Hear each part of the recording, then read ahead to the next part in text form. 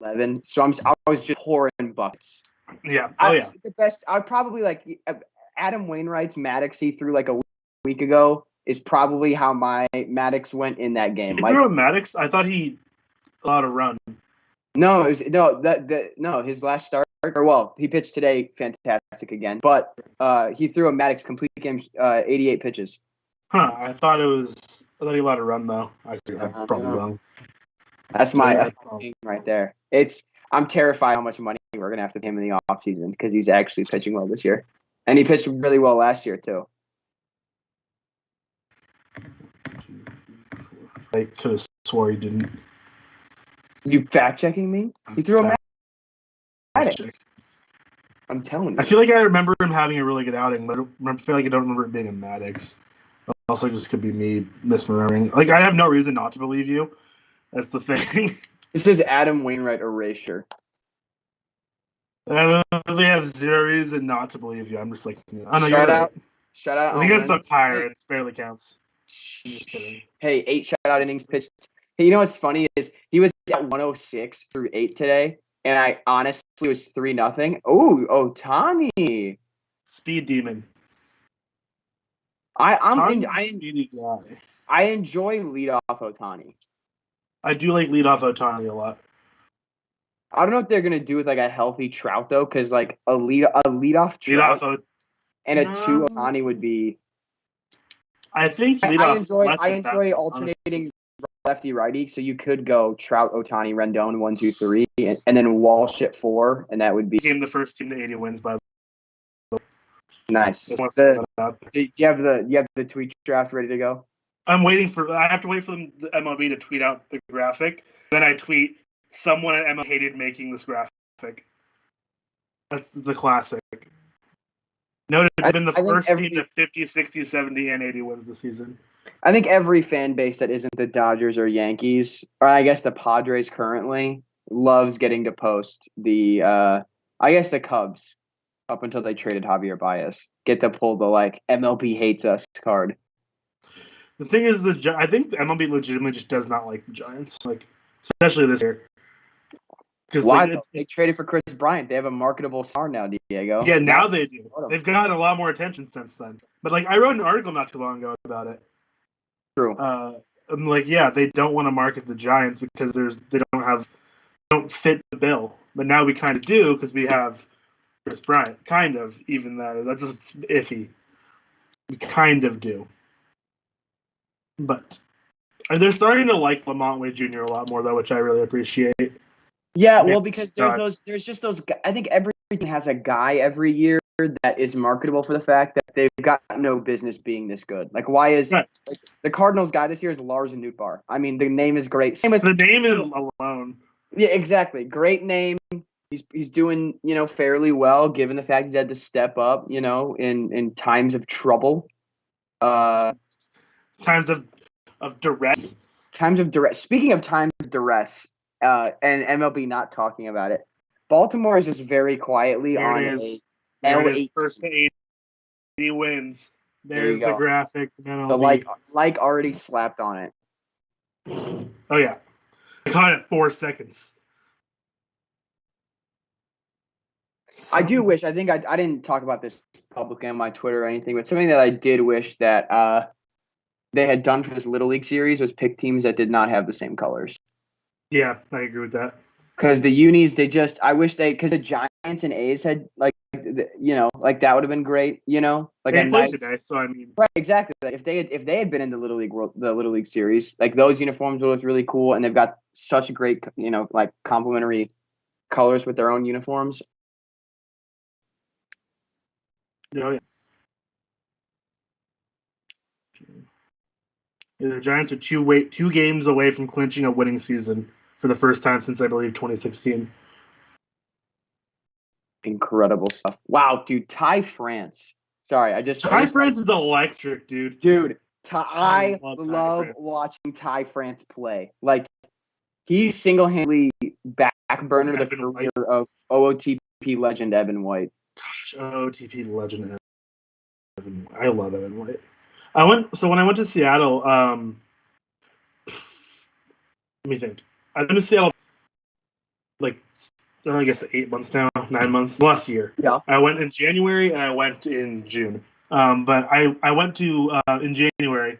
I went to a like the team store. They have not the one in the stadium, but a different one. Looking for an Evan White jersey, didn't have any. Then I went to a game in June, and also did not have Evan White stuff. I was sad. I love Evan White. Damn.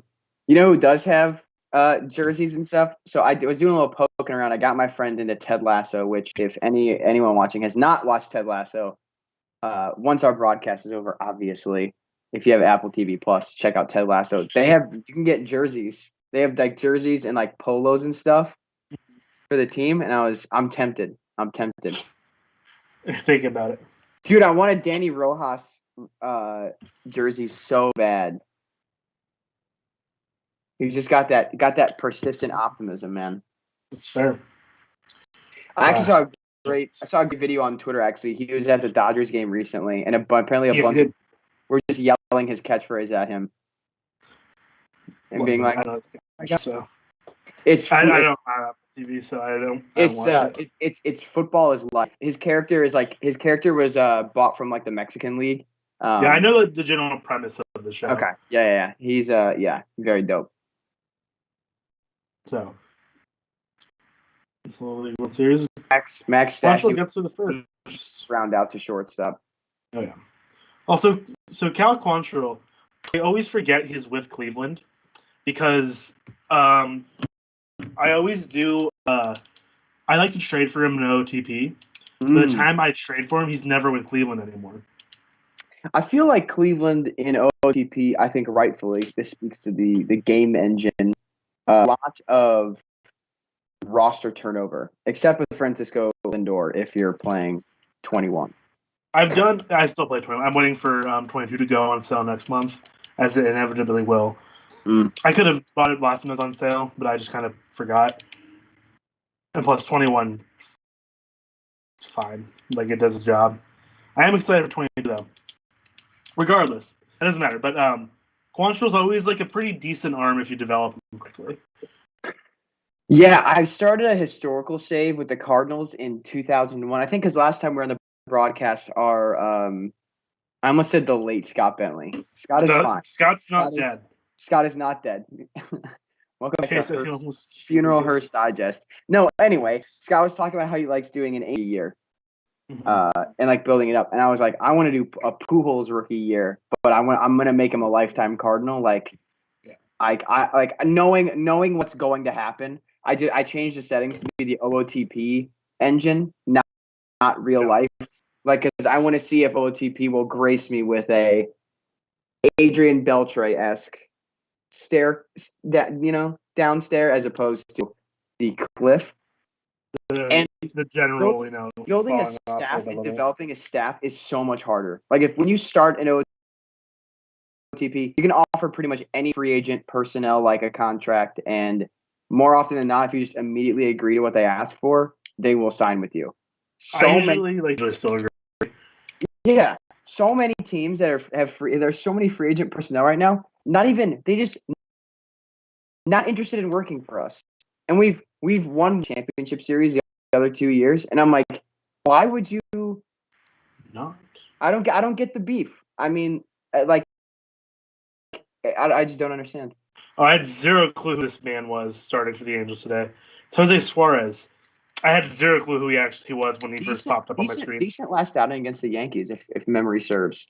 His stat line for the season, those basic stats looked good. Yeah, I mean, as he gives up a deep double on the first pitch of the game. Yeah, this is also, yeah. You don't talk about guys we completely forgot. Completely forgot Miles Straw is Cleveland. I know. It's crazy.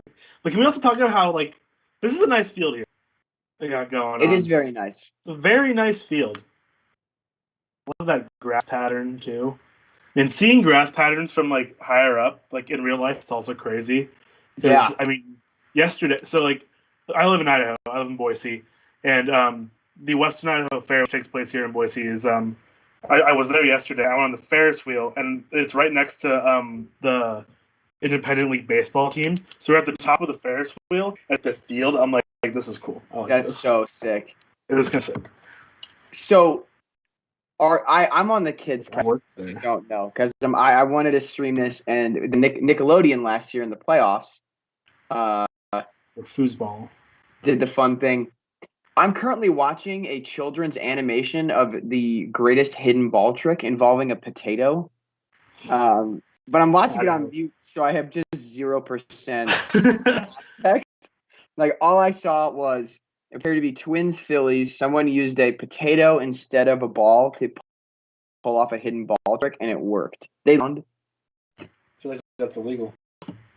Probably. It probably happened. This is like probably 1875 or something. It's that classic Angels tweet that's like, Bumper McKnuckles, like Shohei Ohtani is the first person Bumper McKnuckles in 1906 to have 3 doubles and 12 strikeouts in a 4. And you're like, anyway, Scott's not here. I'll do it for him. Swing and a drive. We've got a Cleveland dinger from Rosario, making a 2-0 game here in the bottom of the first. We tried to be Suarez defenders, and his first two contacted balls have been absolutely obliterated. Yeah. Yikes. I'm at Rosario. I'll go on a live broadcast and say I'm a believer. I like the talent. I like the talent a lot. I don't know what it is. I think that getting traded to Cleveland is really good for him because it's done wonders for his career thus far. Yeah, it's Cleveland is just one of those teams that manages to squeeze the most out of whomever they get their hands on, and I honestly thought even at the time it was a super underrated acquisition. Obviously, it's not Francisco Lindor. Like, let's not beat around the bush, but still.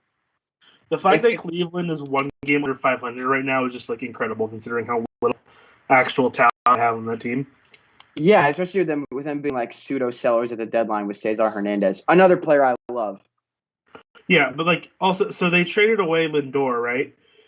And they have a better record than the Mets. Yeah, I did think that was kind of some sweet.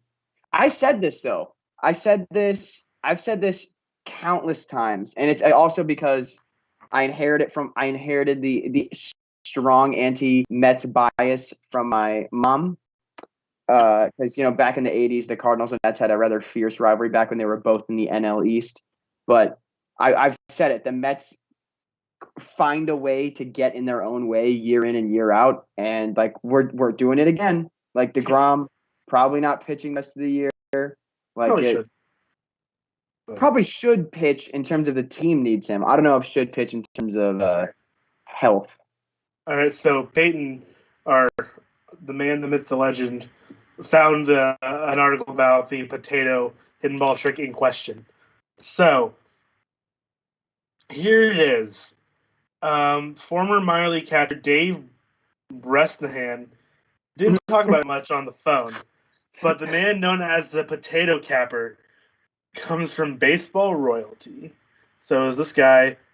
Let me see. Here's the story. It was late August in the minor league season of the 1987 Williamsport Bills. Appropriate that they're in Williamsport now. Bresnahan is a 25-year-old backup catcher in the minor leagues. He's there towards the end of the season here. They're 28 games out of first. Yeah, so they're having fun. Yeah. And so they wanted to do, or one day before heading into a series against the Reading Phillies, the self-described different out-of-the-box guy had a very different out-of-the-box idea. He's not like other guys. They were thinking a rosin bag. And so here's the quote. I thought, what if we snuck maybe a rosin bag, or there's parentheses, or for some reason, maybe because I'm Irish, a potato into the game. Talk, and then I got picked up the next day by teammates. Thought that was funny. Like, why don't you do it? What are you talking about? It's back and forth. So the plan was set when a runner reached third base during the game against the Phillies, Bresnahan would grab a potato, throw it widely over the third baseman's head, an attempted pickoff, and then tag the runner out with the actual ball as he came strolling to the plate. And then it's classic. Like, have you seen Little Big League? No, I have not. Oh, should I? Yes, you should. So there's a scene in that movie where Wait, is this the movie that we had a hotly debated? We did. It's my favorite movie. But it's about the kid who takes over the Twins as the manager. Oh yeah, I think I might have watched this and thought. So there's a scene in the movie that sounds similar to what this is describing. It's there's a fake pickoff attempt where everyone's acting like the ball's gone down the line, like everyone's in on it, the dugout, like the security guards, everyone's in on it, and then the guy runs to second, and the pitcher throws the ball, throws the second, tags him out there. That's what it sounds like, except they used the potato. So, yeah. The minor leagues in Potato Day was August 31st of that year, so 1987. Is that what it said? Nice. Oh, this is in AAA, too. Oh, yeah. wait. You said, yeah. Well, yeah, when you said Reading, I thought that would be. Yeah. It's in so, AAA. And at the beginning of the article, something that I found noteworthy for the fellow history nerds in the crowd is that his great uncle invented wearing shin guards and was the first person to come up with the idea of wearing a batting helmet. So that's cool. I didn't read that part. Yeah, that was the black and white picture part. That's why I was like, oh, that's cool. So you like read part of it, and I'm like, dang, that's really neat. It is pretty cool. I just wanted to know the potato part. That's what I was doing. I mean, both parts absolutely fantastic. Apparently, Andrew was not happy. I mean, neither would I be if you're 28 games out of first and your players are on the field. No, about this particular incident. Like, he was just pissed. He fined the catcher $50. Oh, find him what? A medium fry? Like what did he Pretty much. It's only $50. Yeah. Goodness gracious. I can't have my players throwing potatoes from I mean, what do you think your pitching staff's been doing if you're 20 games out? That's so funny. There's this article that I found's got his old baseball card in here too. It's funny.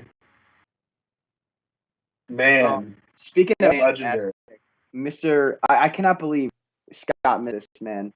Mr. Miguel Cabrera, Venezuelan legend, 500, and that was out. That was my only real requirement for guys hit those big milestone homers. I enjoy a good bomb. And it was out. Yeah. But man, former Dodgers lost legend Oscar Mercado on the bump tonight for us. I say legend in quotes.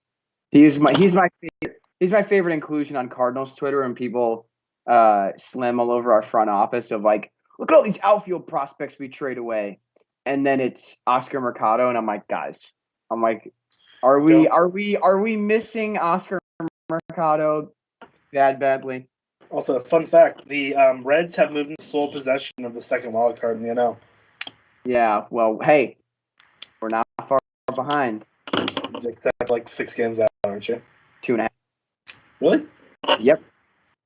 You're 4.5 out.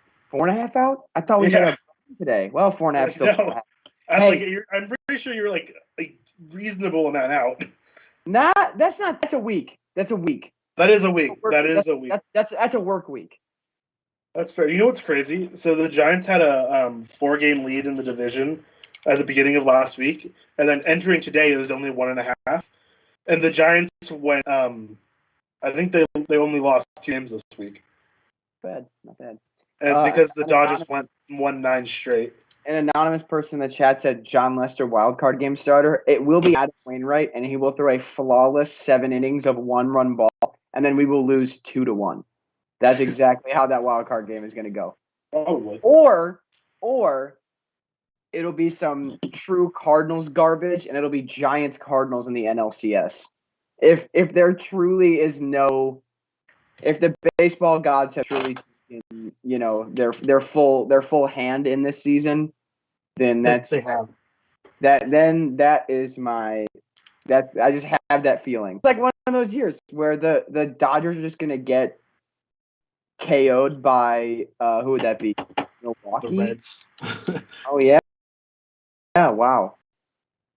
No, the Dodgers would have to. So the way it's set up right now, and probably gonna stay this way, the NLDS will be the NL West like heavyweight match, because the Dodgers and the Padres. Yeah. If the Dodgers, the wild card game goes into first place, which is right now the Giants, and I feel like no matter what, like the number one spot in the NL is probably coming out of the NL West, whether that be the Giants or the Dodgers. That's just most likely what's going to happen. I'm pretty sure, yeah, Brewers' strength of schedule in September. I mean, the Giants right now, their strength of schedule going forward is not exactly, roses and like I can't imagine Milwaukee overtaking right everybody. So the Giants' next few series, they have the Mets coming up Tuesday to Thursday, then they have the Braves, then they have the Brewers, and they have the Dodgers. And then it gets easier for them because they have Colorado and Chicago. Then they have San Diego and Atlanta again, and they finish out the season San Diego, Colorado, Arizona.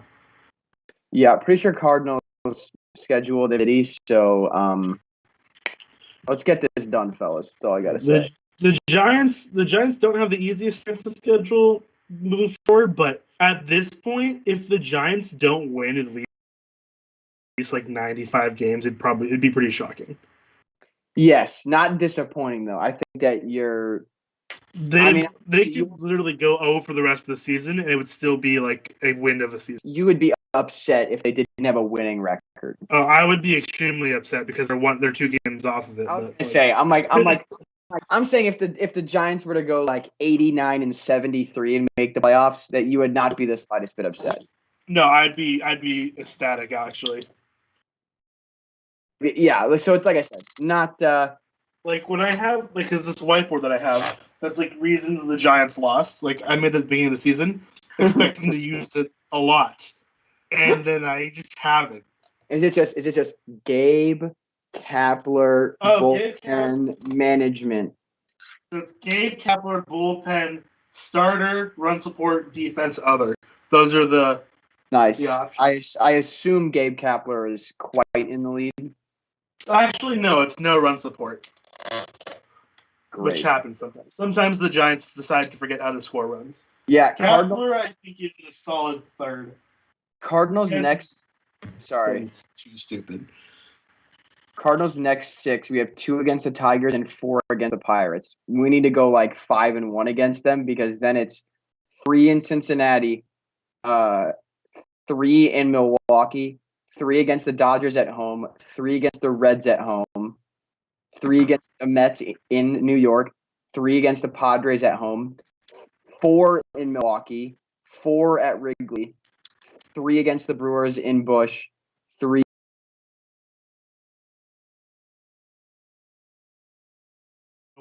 If you have a winning record like the Giants will, where they'll be like probably 86. They'll be at probably 85, 86 wins by September 1st. That's like reasonable. That's very reasonable. They're at 80 now, so like. That's what I mean. If they go 500 in the next 10 days, they're gonna be at 85 wins. That's if you're at 85 or more wins on September 1st, like you're making the playoffs. Like look at the Braves' historic collapse in the 2011 run to the playoffs or whatever. I mean, the Giants had a historic collapse in like 2016 as well, but they still made the playoffs though. So. Well, yes, but it's how Cardinals fans can hold out hope because the Cardinals were 10.5 games out of the wild card on September 1st, and then managed to get it on the final day. The Braves had to go 5-20 to go 89-73. So even if you take that, the Giants would still win 90 games if they were to go 5-20 in September if they're at 85. Like, come on. Oh yeah, that's how math works. That's math right there. Hey, that's why I'm so upset about it. I'm like, that's just really wrong. Like, it's just that's that not how it is. it's disrespectful, man. They get the best record. They get the best record in the league. That's 100%. They're making the playoffs. They've had the best record in the league, but that no one cares about that. Like, Also, do they? showed a video of Brandon Marsh sledding down a hill on cardboard, and I love that so much. I didn't know it was him until they showed his jersey. I'm looking at Cleveland's polka dotted mascot very uncomfortably, like hugging up on a gentleman who looks very sweaty and very warm to begin with, and I'm like, maybe give that man some space. He's very clearly dealing with some sweat issues right now, and putting all that fur on him might not be the best call. That's fair. I don't know. Series. Giants Magic numbers. I think I also just not super into the Little League World Series because Illinois is just like never good for some reason. You know what's actually so it's super. I mean, it's interesting. So I mean, being out here in Idaho, because every state gets their representation, right? And because I work at the independent league team out here, like there's always and I live in Boise, which is the capital. I've met all of the teams that have gone to the regional stuff for all this stuff, and I met one of them that went to the Northwestern Regional a month ago, I think. And I was just talking to some of these guys. These guys are 12, and just chatting baseball with them, and I'm like, yeah, it's cool. Good luck, guys. I hope you guys do well. And then I think that particular team I would just mention, I think they made it to the final of the regional and lost, which is unfortunate for them. But sometimes that's the way the cookie crumbles. Yeah, sometimes it do be like that. Sometimes it do. Brandon Marsh, cool bat, I will say too. Brandon Marsh, cool guy. Brandon Marsh, let's not even use guy. Just Brandon Marsh, cool. Brandon Marsh is pretty cool strikeout there, but Brandon Marsh is a cool dude. Speaking of cool dudes, I believe we're looking at Joe Adell coming up next? Question mark. Yes, sir. Joe Adell is my king. I love. Oh, I know. I'm aware. I love that little league photo. Cute. I love the way he plays. That's fair. I'm glad he's starting to figure it out. He's making he's taking such better approaches at the plate, making such better contact, and I love watching him progress. Yeah, I'm just very thankful that he has not fallen victim to the 2020 gap year. I know he does. He's sporting a very solid 47 OPS plus right now. But I mean, he was struggling when he was first up a lot, I think. And I think he's been the last couple games he's really starting to turn around. And that's what gives me so much. Quick shout out though. They showed the commentators on the they showed the commentators for the kids cast. Monet Davis is on the call. Oh, I was watching this damn one then. That is cool. Yeah. Little League World Series legend Monet Davis. Also, I'm sorry, Joe Adell's favorite food being spaghetti. That's awesome. I just he knows he knows that kids are going to be watching. What's your favorite meal, Joe? Spaghetti and meatballs. Classic. I mean, not a wrong answer. I love a good spaghetti and meatballs. Of course not. I'm just saying that's an all-American kid right there. Oh yeah, absolutely. Just give me some spaghetti. Yeah, so just a little spaghetti. That's all I need. It's a little bit of spaghetti. Yeah, I mean, then you had Walsh. She's like, "Who's your favorite musician?" Is Lil Uzi Vert. I'm like, maybe not. No, yeah, yes. No, I know. I just want one of them so badly. Just be like, just say, yeah, probably gonna. Just, oh my. Machine Gun Kelly. Yeah. There you go. Well, Marilyn Manson probably.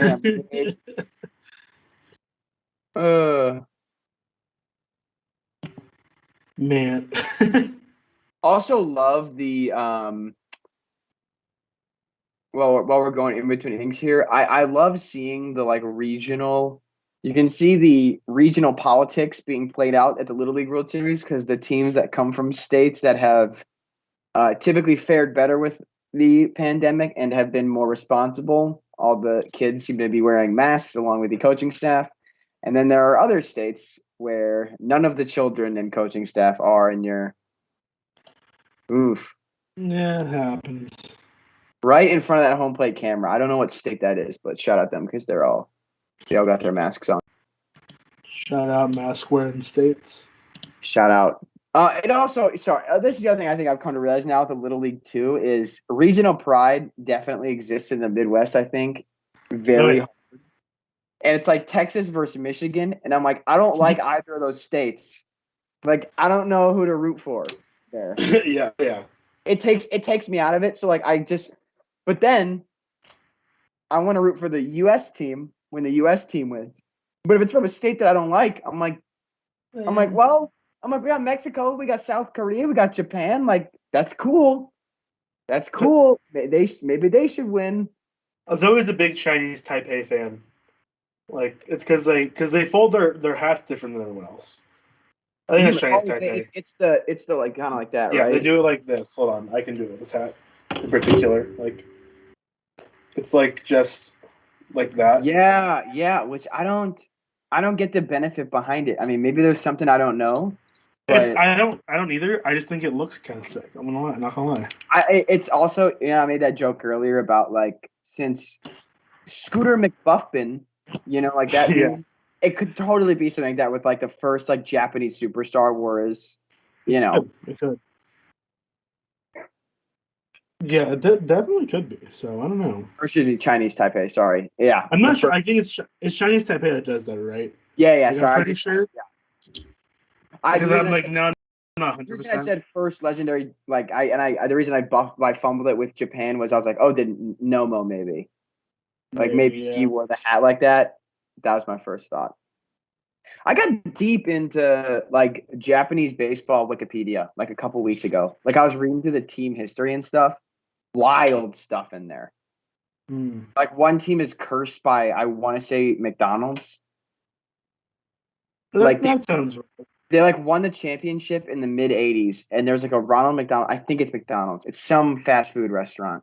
Their like mascot was a statue outside the restaurant, and like in celebration, they threw the mascot in the river, like the statue, and then they proceeded to, like they had like 4 or 5 consecutive losing years. So the town dragged the river to get the statue back up, and they got everything but like one of the ears. That's impressive. And like the glasses, I think, or something like that. Like it was like one of the years. And they've been to the championship since, but they still haven't won one. And like the fans still believe like if some kid or someone like finds the ear for the statue, like then we can win again. And I'm like, dude, that's the kind of lore I'm here for, though. Like that's sick. Yeah, honestly, I can get behind that. That's such harmless fun. I mean, not harmless because they're not winning championships, but it's still fun. It's fun. Yeah. I'm gonna try to find this so I can get this right. Also, my favorite thing to come from Giants Twitter today was the Giants won another pinch hit pinch hit home run late game today. And my favorite thing I've been seeing on Twitter was the A's fans, because they're in Oakland, started doing the wave right before Solano hit the home run, and so it's just a lot of. That's what you get for doing the wave at the stadium.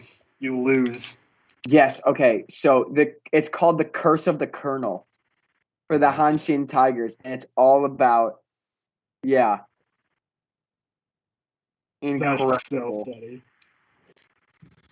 The Curse of the Colonel has also been used as a boogeyman threat made in Japan to those who work for KFC that tell the secret of like the recipe.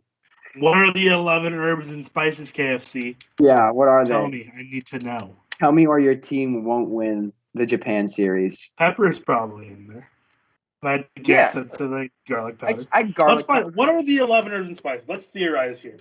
What do we think the 11 herbs and spices are? I think pepper is definitely in there. This should be the trivia. Yeah. What are the 11 herbs and spices? I need to know. I feel like pepper is like an obvious one. Like salt, I guess, too, is probably an obvious one. Is that really a herb or spice? I think that's just salt. I know the Chicago Tribune, shout out great newspapers around the world, uh, put out an article like 5 or 6 years ago. Um, like a family had like a scrapbook and they alleged they had it. So there's an article I think that alleges it that they had it. So if you're really trying to get out there, okay. I think that an easy guess, it's gotta be probably, like you said, garlic powder, pepper, chili powder's gotta be in there. I think chili powder's definitely in there. I'll give like paprika. Yeah, I was gonna say paprika's probably up there. Do you know paprika is just like dried and ground up bell pepper? I did not. Okay, but that's a great branding because that's a sick name for something that's a little Like bit more. I learned that not too long ago, and I'm like, what? That feels wrong. That's crazy. And I think my only other guess is probably like celery salt's got to be in there, right? What is cumin? Is cumin in there? I don't know what cumin actually is. Could be cumin. If we're like just trying to like knock out all those, then like let's go with like oregano, basil. I don't know if there's anything too green in there though, because I feel like you'd see it. Maybe, but think about how because it's deep fried and stuff. That's also fair. Maybe not. This is all fun and games until like you just see like my door open and then just like you just see someone with a white mustache and a goatee with like glasses peeking in the corner, and I'm like, I'm just kidding. I don't think there's any oregano. I think we got that from KFC. We're at 10 of 11 like right now, and you just see the face like peek around like yeah. like you see my door right here like slightly open. Do not name another spice. Name one more spice, I'm going to have to kill you. I don't care what you are, what you're doing, but it can be done. Curse of the Colonel. This is so awesome. That's pretty good. Yeah, after their success, they were on an 18-year losing streak where they got last or second to last. During this time, attempts were made to recover the statue, including sending divers down, dredging the river, and they all failed. Fans apologized to the store manager, but the statue remained in the canal.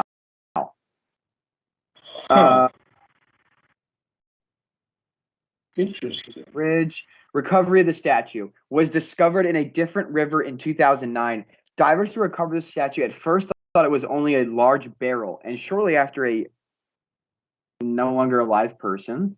But Hanshin fans on the scene were quick to identify it as the upper body of the long-lost colonel. The right hand and lower body were found the next day, but the statue is still missing its glasses and left hand. It is said the only way the curse can be lifted is by returning his long-lost glasses and left hand. And then they eventually replaced his glasses and left hand. But yet the original. I think what a play there by Adele. Love to see it. Having said that, though, so yeah, the Hanshin Tigers have won the Central League 2 times. Oh wow, they haven't won it since they recovered the statue, though. Huh. Interesting. Because they haven't recovered all of the statue. Everyone knows that all of your success lies in your left hand. Having said that, though, that's just a fact. Let's see their playoff berth. Okay, so once they adopted their modern playoff system, since it's been discovered, they have made the playoffs in 1, 2, 3, 4, 5, 6, 7 of the 13 seasons since the statue's been recovered. Wow. Nuts. That's some like random stuff OOTP would throw at you. Just be like, yeah, here's why this team's lost for 19 years. Dude, that's something that OOTP needs to incorporate is like because they had that with like loses prize jockstrap, and I'm like, I don't want to read that. There's like random stuff like that. I get the gist. I talked about this in our Discord, but I'm going to talk about it live on air as well. OOTP, please fix your game engine. In my Cardinals save, it's 2003. I have Vladimir Guerrero. He hits 5th. He plays every single day in my lineup. And about once every 2 months, I get a message from him saying that I'm disrespecting his talent, and that he says I'm a middle of the hitter order. 5 is the middle of 9. 5 is the dead middle. Like, 4, 5, and 6 is what you would consider the middle of the order. You're hitting in the middle of the order, dog. I don't know what else I can possibly do for you. He gets 5th in every single lineup I have. Like, I love running the same lineup, like 1 through 5, and then I mix it up at the end of the order depending on DH, lefty, righty. That's when I get kind of creative. I like having 5, you play every day type of dudes. But yeah, oh my God, what commercial was this? They just called Shohei Ohtani a heartthrob. It's true. I mean, you're not wrong. I'll say this. I think he's the most handsome man in professional baseball. Oh, okay. Apparently, so with Monet Davis with the kids cast, and so they swapped A-Rod and Monet Davis. Thank Now God. Davis is on regular Sunday Night Baseball, and A-Rod's now on the current kids cast. Oh God, are you serious? Apparently, because I'm watching the regular feed, and currently it's Monet Davis and Mac Vasgersian. As it should be. Okay, yeah. Noted kid Alex Rodriguez. Yes, Peyton. Oh God, he's too tan. I'm switching broadcasts. I can't watch this. I can't look at this. He's so. Oh, it's so funny. So when Miggy hit that, the Tigers had a great video put together where they had some guys. Remember a bunch of 500 guys. We got to see David Ortiz in his cornfield outfit, barbershop quartet. So good. And they had Pujols, Sheffield. Notably didn't have guys like Rafael Palmeiro, which I kind of hoped they had gotten. I thought that would have been kind of fun. But like all of them were like in their car. Like Ortiz obviously was in the cornfield. Like it was in like kind of nice places. And A-Rod's was like behind some weird wall, and he had his camera out and was like, "Hey man," and it was just like, dude, everybody else like Gary Sheffield at least was his teammate. So like Gary Sheffield was like in his car, but he was like, "Hey, it's your teammate Gary," and I was like, "Nice." I like Gary Sheffield's a lot. I'm like, that's very genuine. Yeah, exactly. That felt like, hey, I'm sending my friend a quick video. A-Rod's was weirdly formal. Also noted, I know I mentioned this earlier, but someone on Giants Twitter collected there's the Giants first to 50, first to 60, first to 70, first to 80 graphics from MLB. I like the 50 and 80 graphic a lot. Not a huge fan of the 60 and 70. Don't know why. I feel like this 80 graphic, they just got tired of making them. Yes. Like, they didn't anticipate this. They probably had a bunch ready for the Dodgers already, but, like, they're, like, having to make these ones, and they're like, okay. Hey, man, I collabed with Izzy one time on an article, and now I'm talking about, well, I don't know if that graphic design was that good.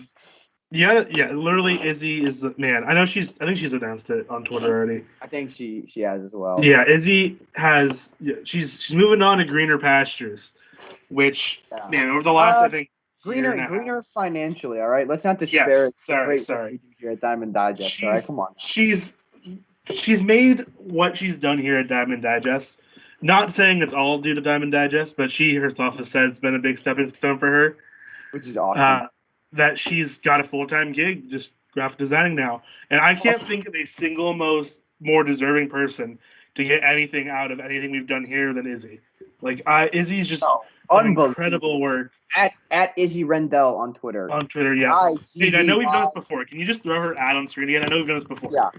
If you can't, that's fine. Right, you can put it right underneath me because no one's got an ad thrown up there right now. And she does. Screen capper Twitter. Just I did a mock of the Cardinals City Connect uniforms, which I'm hoping they look somewhat like my design because Izzy brought my vision to life in a way that I did not think was previously possible. And now she did such a good job that I think she set me up to be disappointed no matter what and what the Cardinals go with. So if that doesn't speak to her talent, I'm not sure what will. Yeah, whenever she tweets out any graphic, I'm always right there. I always quote tweet it. I'm like, see, this is why Izzy's the best follow on Twitter. I'm just gonna start replying to all of MLB's tweets that stan Izzy Rendell she did a better graphic. That David Fletcher pick is so cute, man. It was pretty good. I sorry that my brain just clicked out. I think I'm a couple seconds. Just a couple. I saw it too though.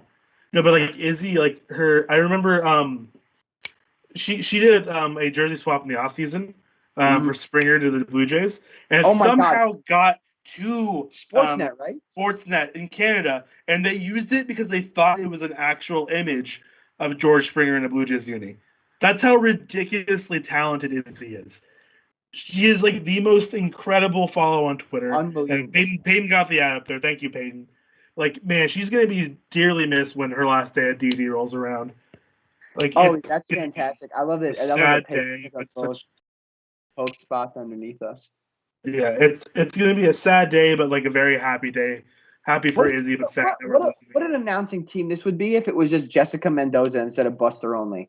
Give me that person, Monet and Jessica Mendoza. They'd run us out of business, and instead they put that clown A-Rod on, and then we're benefiting greatly from it. It's fair. It's fair.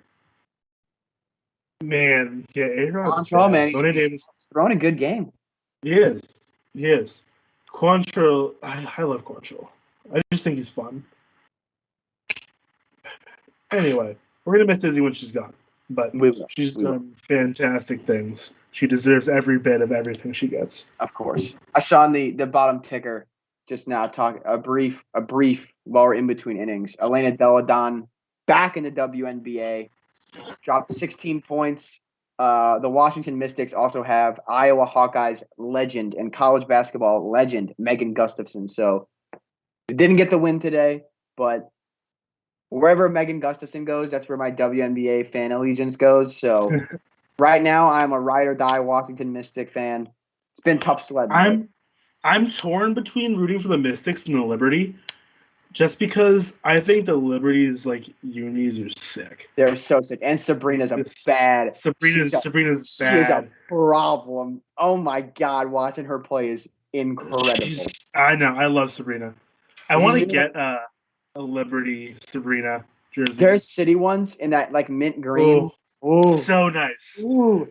It's why I'm so upset though, man, because the Gustafson got drafted by the Wings, and she was on the Wings for a bit, and their regular colors are like the Sprite color, like Hawks throwbacks, right, like that blue and that electric green, and then they decided to part ways. I thought that was a poor showing on their part, and now the anonymous user in the chat's probably going bananas because I'm shouting out DC sports right now, but I'm gonna look up. I want to see it. I just want to look at the WNBA jersey they got on sale. I'm curious. Yeah, Mystics are 8-14 right now. It's not going great. Yeah, man, I can't wait for the WNBA to expand and they get the Supersonics back in Washington. They deserve them. Oh yeah, 100%. I don't know what the second city should be. I obviously horrific. Where? Boise. Bring any professional sport to Boise, and it'll do well. So I'm gonna go ahead and say that the great Midwestern city of St. Louis deserves team number 3. You guys have other sports. We don't have any. True. But we are a proud ABA history was here. We got some Hall of Famers that played for us. And you look at Bradley Beal, Jason Tatum. St. Louis has become a hotbed for basketball talent. And Bradley Beal and Jason Tatum have both publicly said St. Louis should have an NBA team. And I just think about it as a great market. It is. Yeah, because it's as a great. What people don't realize is that radio. I know people like to think of a lot of more traditional media like that is it's probably dying off and stuff. Radio still booms because cars exist. We're still a society that's predicated on driving around. So St. Louis has a huge radio reach with KMOX. It's all of Arkansas, all of Oklahoma. I think a little bit of North Texas too. So I think Seattle and St. Louis would be perfect. You put one in the Western Conference, one in the Eastern. Well, St. Louis would probably also join the Western Conference, and you would just put Minnesota in the East. Yeah. Easy money. We'll see what happens, but I think Seattle definitely deserves their. Seattle should be Team 31 no matter what. There should be Team 31 no matter what. It's a damn shame that they lost their team in the first place. I think what they're doing is, and I've heard this from talking to Nick Tucker, our resident Seattle man here at Diamond Digest. I think they're waiting to see how well the Kraken do in the NHL, and if they even do like remotely well, which they're going to do really, really well, then they'll bring back or they'll look to expand when the NBA will be like, okay, clearly they can support this market. Yeah, I mean, if they can handle a third sports team that's a lot less popular, they can probably handle, yeah, a very growing sport. And I think the Mariners, the fact that their games have been so packed and electric, like their crowds have been so electric, oh my God, yeah, is definitely a plus. Like I went to a Mariners game this year, and the crowd, you can feel just the crowd, just like very excited just to be there, and like the Rosario. To briefly mention the game that we're, pseudo calling here. Another nice piece of hitting. Nice piece of hitting. No, dude, I totally agree. And like as someone being in the quote unquote great state of Iowa, I am blacked out from 30% of 30% every MLB game, but I'm never blacked out of a Mariners game unless they're playing the White Sox or the Royals. Or the Twins. Lord. I'm blacked out of every Mariners game in Idaho. Okay, that's ridiculous. Okay, See, we both live in states. Ready? Rob Manfred, I know you're watching this broadcast right now. Obviously. Because I'm vain enough to think that's even remotely possible. He's like, what the heck's so hot, Mike? Abolish blackouts in states that don't have a professional sports team. How in the world is that possible?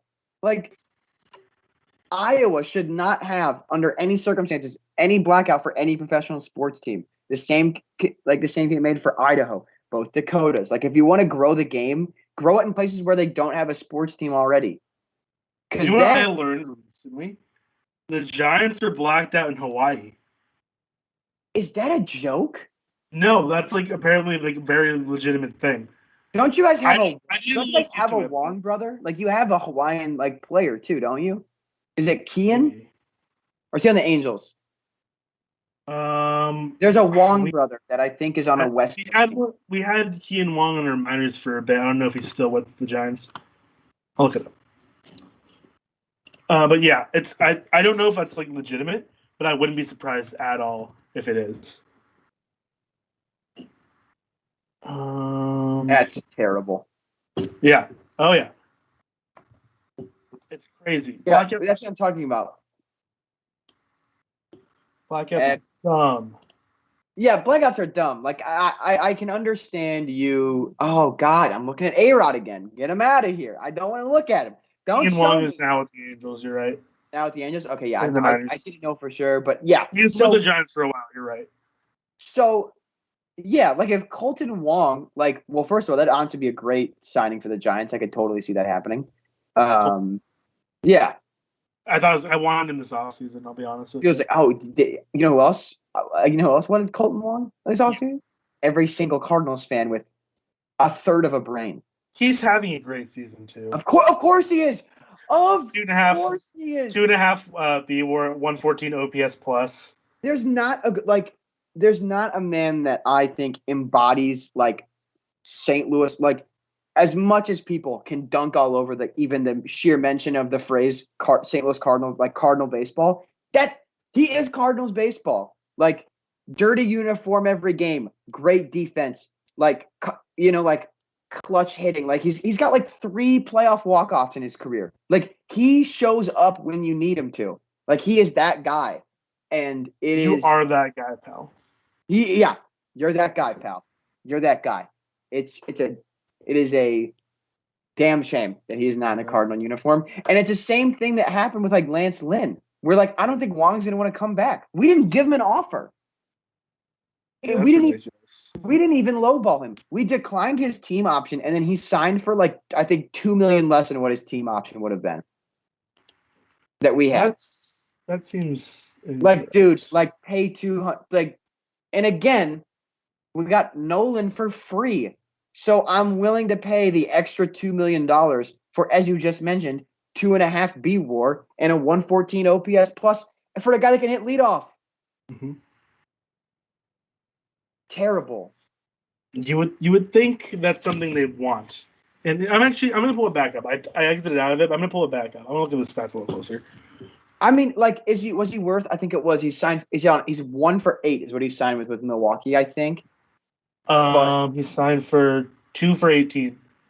oh my God, so it's even less. I'm pretty sure his option was 10 mil. What? Did you say 1 for 8?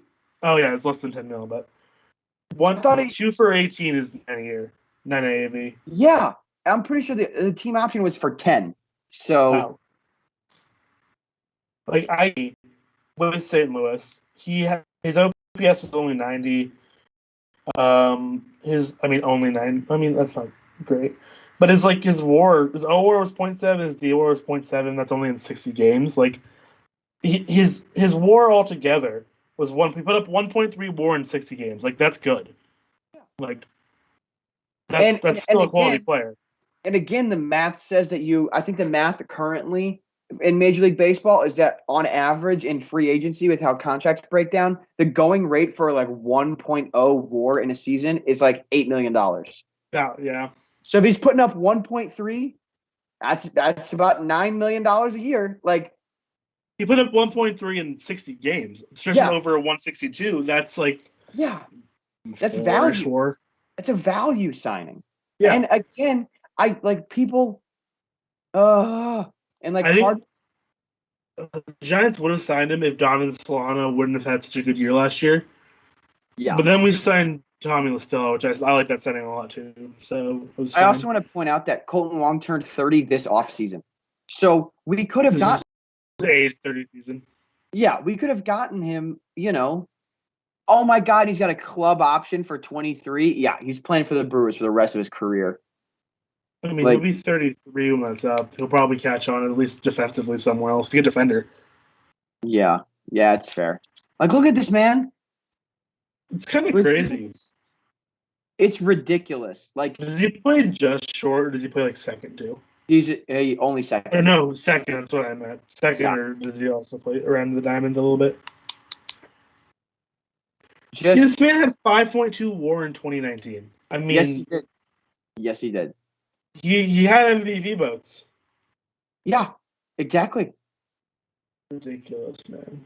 And he regressed obviously in 2020 offensively, but the defense was still there. Like, it's everything that you can look at and go.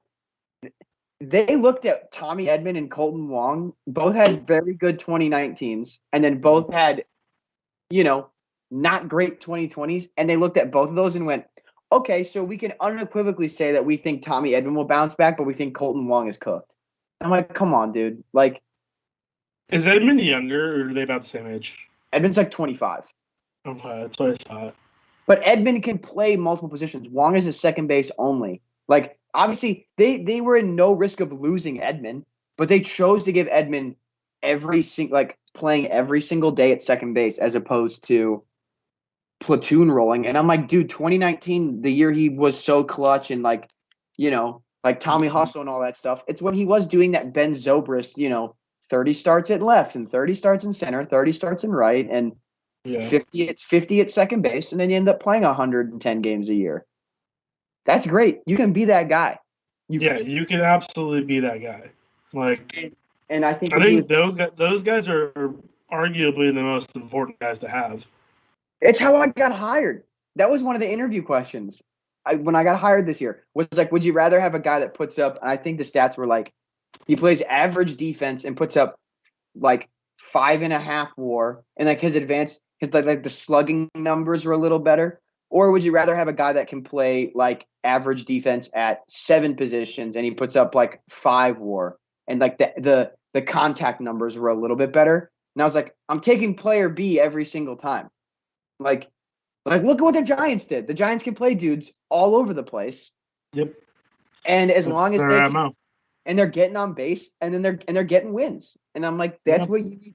And getting rid of a guy like Colton Wong that plays good defense and gets on base. Why? Like, I get you have guys who do they play one position extremely well. Like, I get that. But also having guys who can play like 4 or 5 positions also pretty darn well is like so valuable. Well, doing it okay. We should have just tendered Matt Carpenter and just ate the contract because Who cares, dude? He stinks. He's bad. He's This bad. is last year. Stuff.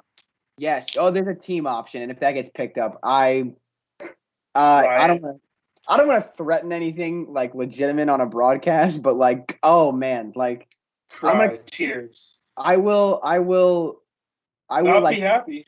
I will like run a 5K in my underwear. Like that's how frustrated I'll be. I'm not even saying that as a bet. Like I will like if anyone's seen regular show, there's an episode where the manager is so angry that when he's walking, each step he's burning the grass. Like it leaves a black shoe mark. That will be me running that 5K. Nice. Terrible. Also, yeah, I cannot believe the Reds won that game, dude. Sandy Alcantara had such a good game. I know we talked about it earlier. I was across the ticker recently, and I saw it pop up on my Shambolic. If you go 7 innings, 2 earned, and have 11 Ks and walk away with a loss. I know wins and losses don't matter a ton, but like it just feels bad. Yeah, I'm definitely in the locker room being like, damn, y'all couldn't have gave me like a no decision today. Like, well, yeah.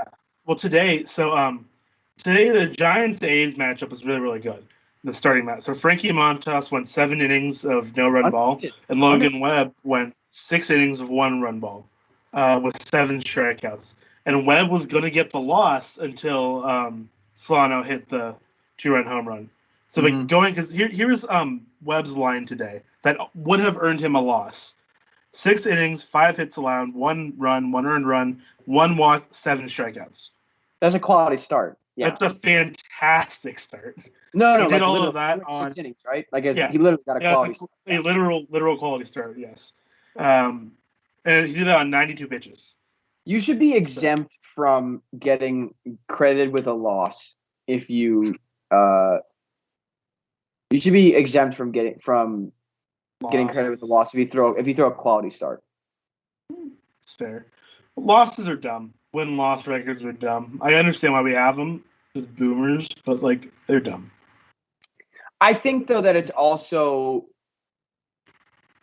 I think for relievers it's silly, but I think that if it's a good. I don't think it should be the first thing mentioned on a B-ref or in an argument as to why should win a Cy Young or not. But I think wins can be noteworthy if you go back 15 years or something. If a pitcher went 28-7, that's a lot. 20 years ago, they're also going 8 innings, 8 innings minimum. Yeah, that's what's so fun about doing that. It meant a lot more. Save I'm doing with OT because it's back in 2001. I've got Matt Morris for the Cardinals throwing 270 innings a year, and he's just not getting hurt.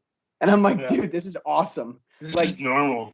It's the only thing that I'm not to be back in my day, but dude, I'm sorry. There's something dope about a pitcher that just with just eroding 300 innings. Yeah, and they just don't go on the IL once the entire year. And you're like, how did you throw 281 innings and you had an ERA sub 2.7? How did you do that?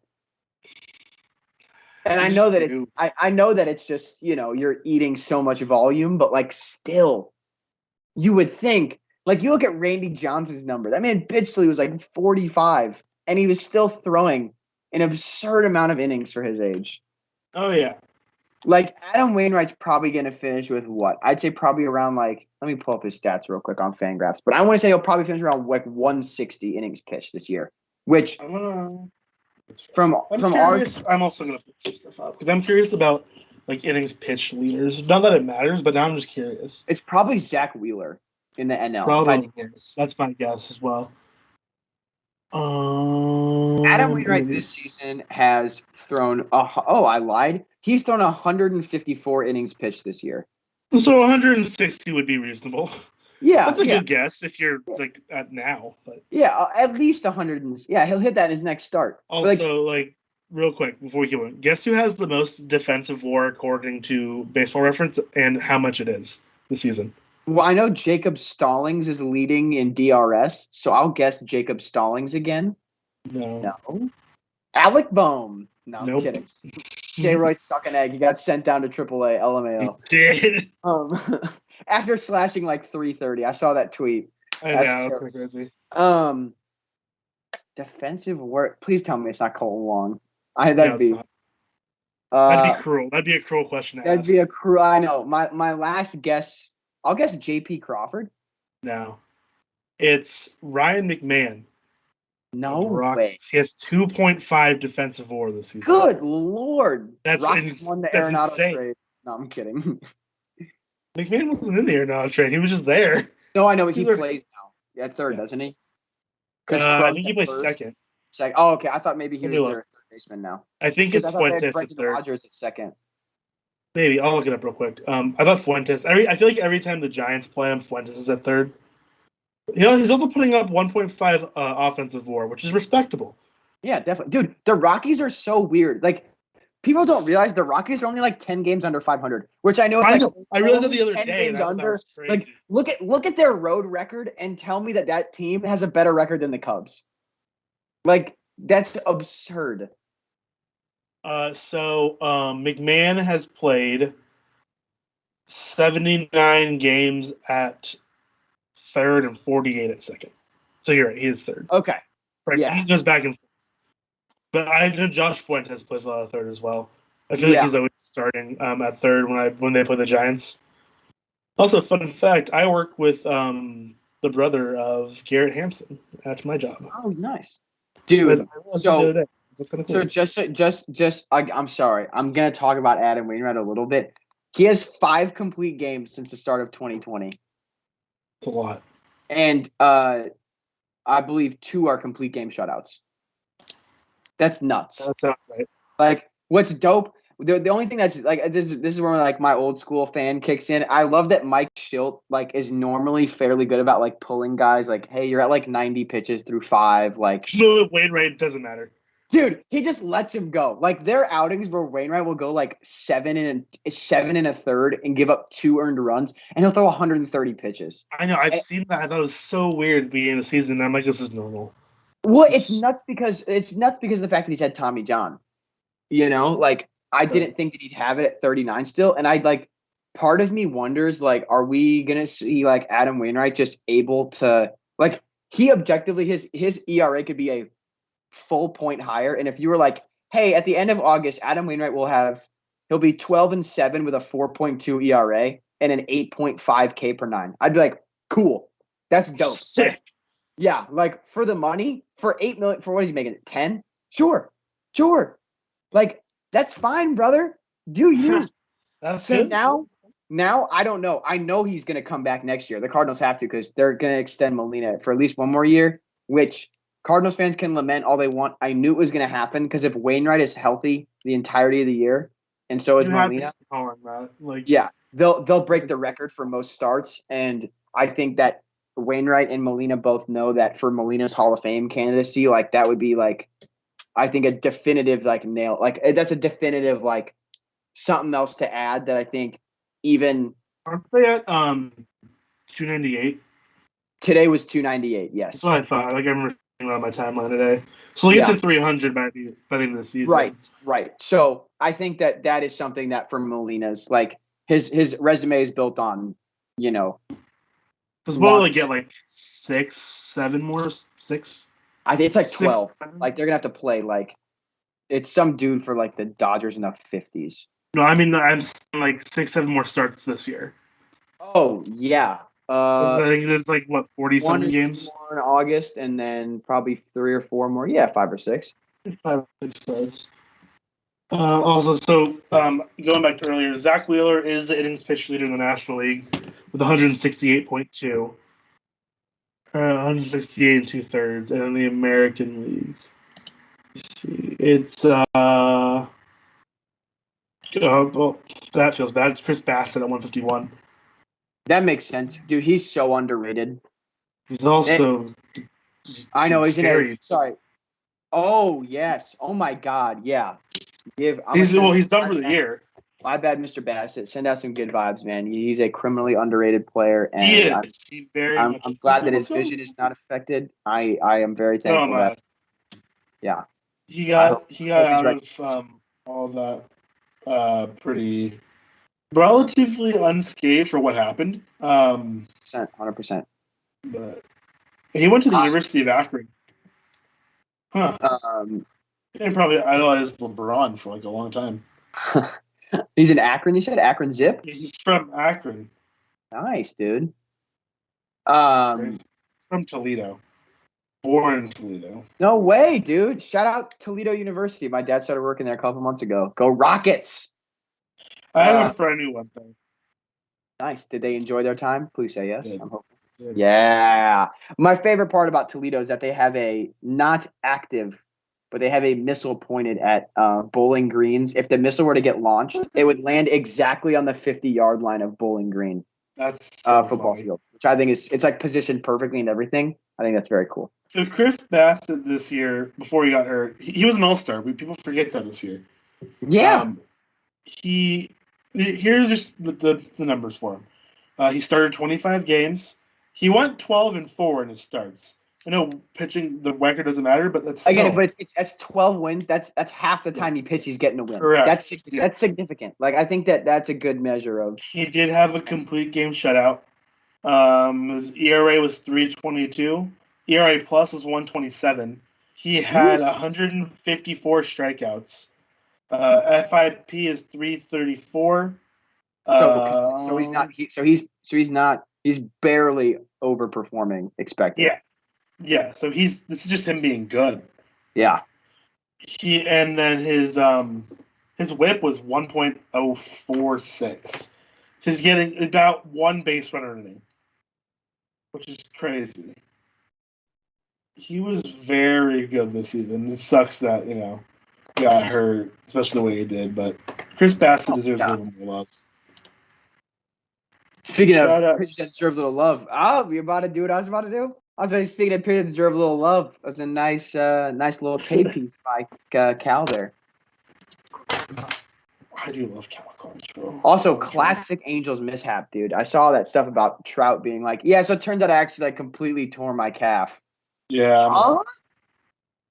And it's such Mike Trout energy to just casually be like, yeah, it was casually a really, really bad injury. Yeah, no, it was just so funny in the press conference because he's sitting there and he's like, yeah, I thought I'd be in a better spot, my calf, just after workouts, and then talk with the training staff. Turns out it's torn. I was like, oh, good to know, dog. Nice. Why would you not get an MRI right away? That's my thing. Yeah, I don't. MRI would have shown that. I think that he has. I could honestly maybe chalk it up to he didn't want one, and he makes enough money, and he has the Angels in his palm so much that they were like, okay, we want them. That's fair. Anything I don't think this is not to say that Trout has I think he's a great person. Obviously, this is not me trying to disparage his character, but I would not be shocked if the attitude around the Angels was yes, sir, Mr. Trout. No matter who you are, I really think that's the kind of energy they have to have. I agree. Because people were like, oh, what if he leaves? Da da da da. And I'm like, why? I'm like, he's got such a the narrative around him is so perfect for him. Because if he hits 280 next year and only hits 30 home runs, he's still gonna that's still a 7-WAR season for him. Oh yeah. And if the Angels don't make the playoffs, I don't think he'll ever be. He is maybe the first professional sports player or athlete. No, not even Ken Griffey. Trout may be the first athlete that Trout may be in a class of their own of hitters in baseball that can receive just 0% criticism for why their teams didn't do well in the playoffs. Fair assessment, yeah. I'd agree. Which is why I am not shocked that he re-signed with them, and it's why I'm not shocked that he's going to be your Angel for life. Yeah. If he's not, I'd be honestly kind of upset about it. Yeah, I could see something with the Phillies happening. If the Phillies, by the end of his career, if the Phillies are a World Series contender, which no one wants to think about what I'm speaking out loud. Let's admit it. No one does. But if the Phillies are World Series contenders and it's the end of Mike Trout's career, still a solid 1.5, 2-WAR guy, Angels could eat half the contract and trade him to Philly to be their 38-year-old left field who randomly, blows up for him. Yeah, and I think the Angels are more likely to do that since they just did the whole Pujols thing. If they'd be more inclined to not make that mistake again if it does happen. Yes.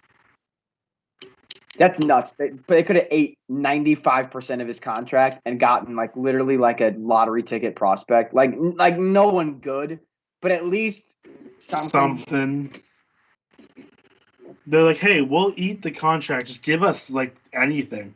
Yeah, they could honestly said we'll pay 100% of it if you give us, who's starting at low A second base for you. Yeah, who's starting at low A, the shortstop today? I don't care who it is. Just don't give me the name. Yeah, just give me your shortstop for your low A team today, and then we'll call it good. Who's at Double A? Who's a position player at Double A or lower? Who's at least 24 years old? Send him our way. Who's your backup catcher in low A? I'll take there him. You go. Yeah, it could have been me. I could have been traded for Robert Pujols. Your beat writer. Yeah, there you go. Yeah. They didn't have one for the Athletic for a while. So low key, just give us your beat writer. That's something we can do. Pujols and Matt Vasgersian have been traded to the St. Louis Cardinals for Matt Carpenter. Oh, Adele almost made that catch. Very close. Big Austin Hedges fan after that little brotherly quarrel. He and Austin Regression Nola. No, or Aaron Regression Nola. I love that bit because he's just definitely not. I know. Nola's good this year. Speaking of pitchers, I'm gonna give you Wainwright's last 34 starts. Okay. Okay. Again, I know win and loss doesn't matter. He's 16-10 for what it's worth. 34 games started. Yeah, 3.23 ERA, 220 innings pitched. Has a WHIP of 1.08, strike K per 9 of 8.0, 195 strikeouts. Solid, just solid. And he's a good 3 starter still, easily 2 starter 100%. Even. 100%. And it's just shocking because if you look at his if you look at the if you include, let me try and dive back in here. 2019, he put up 4.19 ERA in 171 innings, but he had a 1.42 WHIP. And I was kind of this might be the end of the line. He's starting to get hit around a little bit. And then he's just gotten better. He was really good in the second half of 2019, and the continual improvement's a little shocking. Yeah. FYI, I believe the record I had the article up was 323. 324 is the all-time battery start. So Wainwright and Molina will probably be at about one more year. 305. So yeah, we need one more healthy year out of both of them, and then I want them both to retire at the same time, and the Cardinals to. They're gonna both retire at the same time. I hope so. Apparently this offseason they're already texting they already said wherever if one of them had left in free agency to a team, the other one would have gone. Both of them apparently they're a package deal. Exactly. You sign one, you have to sign the other. One of them's not going to sign without you signing the other. That'd be cool if that existed in Major League Baseball, tandem contracts. I mean, they basically are especially that. You have literally though. I would love it if legitimately connected. A contractual guarantee that at the very least they'll be on the 40-man no matter what. Yeah, what other guys would do that though? I mean, for the Giants, I wouldn't be surprised if someone like Brandon Belt and Brandon Crawford did that. Yeah, or Posey too. Posey. I'd have maybe 2016 Cubs. I would not have been shocked if John Lester or David Ross had that built in. Battery mates. Exactly, Victor R.A. Dickey and whoever was his catcher. Yeah. Because I know, especially with R.A. Dickey, it was hey, wow, catcher too. Yeah, that's a great play. Dude, we don't talk about Jose Iglesias enough, man. I feel like he gets talked about plenty. No, I don't. Fair. There's a lot of very outspoken Tigers and Angels fans that work for He's this. a fantastic defender. He makes No very good look, too, man. plays. Like that's so clean. Also, like I watch Brandon Crawford every day, dude. Like that's also very normal for me to see. Yeah, Like Brandon Crawford does that on the daily as well. Cardinals have not had a shortstop I've thoroughly enjoyed watching play since David Eckstein. Sure, I've been very spoiled by watching, especially this year with Brandon Crawford. Well, and it's so funny too because I think Cardinals fans there's an expectation now that we're supposed to have great defense because our 80s teams are built off of it, and that's when we kind of like on television and stuff. And so now the current generations of our fan base, it's an expectation now, and I'm like, it's so funny because like pre-Ozzie Smith, like who do we have? Like we're pretty sure Rogers Hornsby played like second base, like. Let's see. I'm gonna put Cardinals shortstops WAR leaderboard. Let's see what we got here.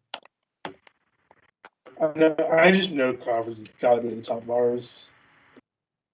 He's played the most games at shortstop for the Giants in the history of the franchise. Really? He broke that record earlier this season. And it was so cool because like Brandon Crawford, he's from the Bay Area. He grew up a Giants fan. Like you'll see it all the time on Giants. Yeah, I'm sure you've seen the photo of him when he's a kid, like the railing bat candlestick with like a sign or something. It's all over like Giants Twitter all the time. Very popular photo. It's very he recreated that photo a couple years ago too. I'm like, this is. I think that's when I saw it. Oh my god, yeah. So, yeah, the Cardinals. It's also 3-0 Cleveland now, by the way. Yes. That fantastic play by Iglesias scored a run. Yeah, so the Cardinals did also have. I apologize to Marty Marion. I am forgetting that guy. He is a king. Somehow. No, I mean, here's what's nuts about Marty Marion. So I'm going to give you his career defensive WAR, and I want you to guess what his total career WAR is. Okay? Okay. So just so you know, I'll give you a quick little resume breakdown. Won an MVP, an 8-time All-Star, and has won 3 World Series. Okay? Okay. Career defensive WAR is 24.9. That's very good. Very good. What do you think his total career WAR is? When did he play? Shortstop. No, era. 40s, 1940 through 1953. And his D WAR was like 25, you said? Yes. I'll say like 32.7. It's 31.9. Damn, I was close. He won MVP, by the way, with a 686 OPS. I was damn close. Wow. He has more. Does he have more? He has 3 top 10 MLB or MVP finishes. He was a season leader in a statistic 3 times, and 2 of those are sacrifice hits. He did lead the league in doubles 1 time. How in the respectfully, how in the world did he win 1944 MVP? That's like peak. We're talking like peak Stan Musial. Stan Musial had an 8.9 WAR that year, and Marty Marion had a 4.6 WAR that year. That's terrible. That is terrible. Stan Musial was robbed of a 4th MVP with that, man. I mean, let me guess. I bet it was voter fatigue. Was it? Probably. No, he had won it the year before though, and was literally just as good statistically. Like it's almost identical.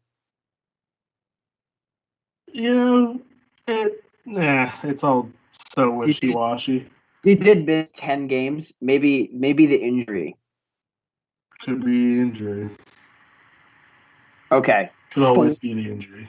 So I think when I said earlier, I was like, oh, the Cardinals don't have a history of like insanely good shortstops. We don't have like big names, but I did just go through our WAR leaderboard, and 3 of our top 4 were primary shortstops.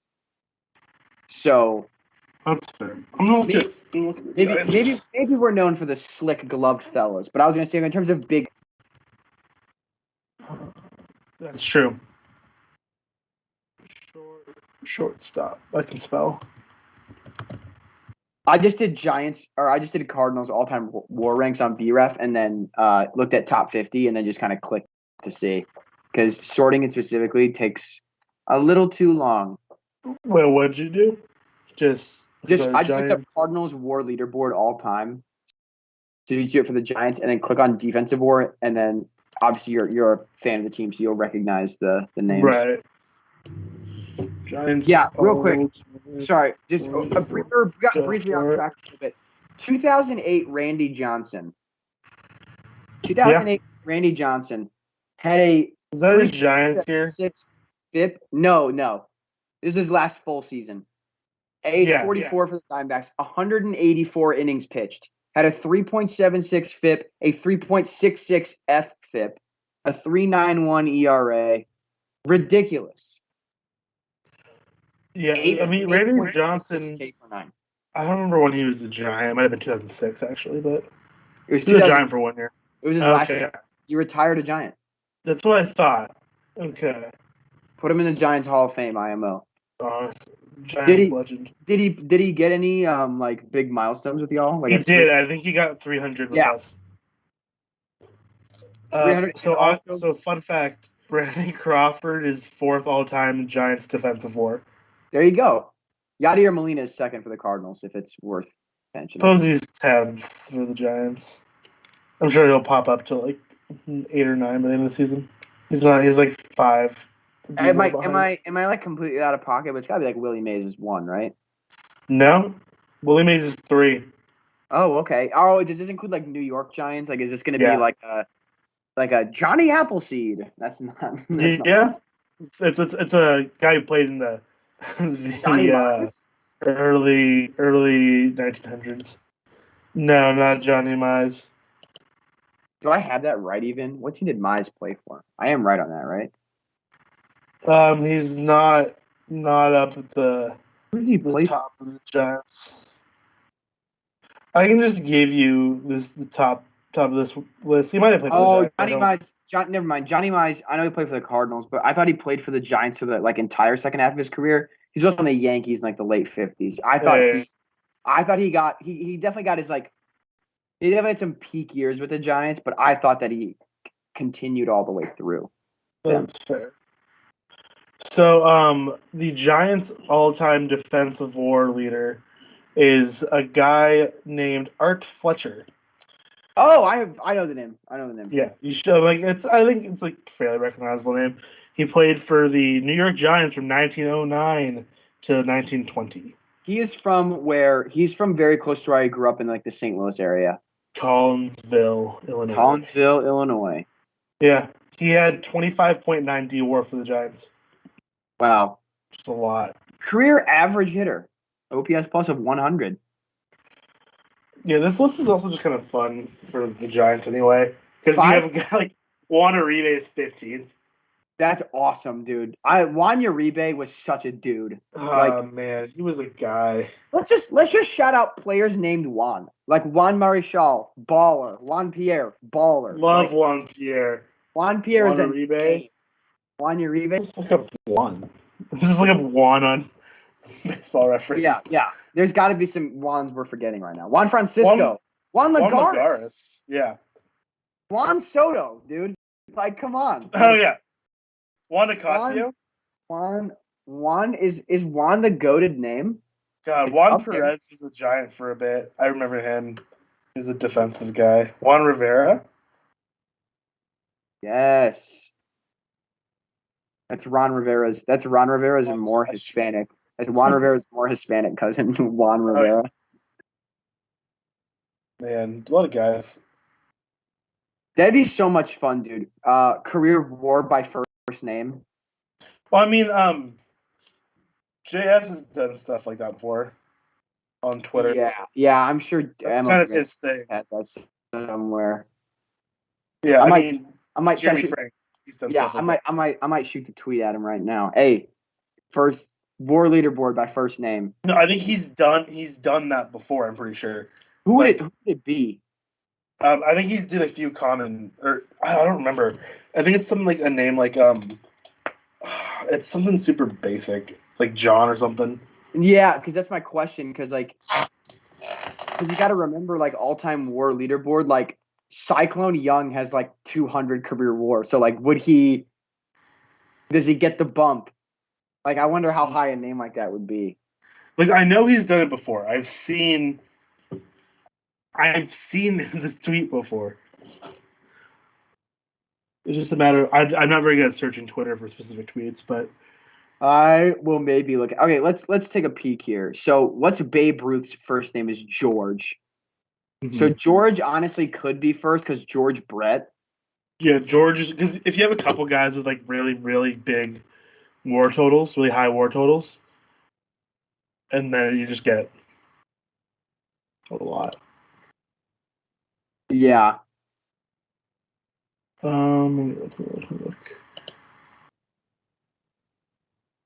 I'm gonna try looking it up on Twitter. I'm trying to like quickly do it. It might be George Brett. That's the first repeat name of the top 50, and it's 1 and it's 1 and good lord, 4, but combined that's still like 160 or 265. Right.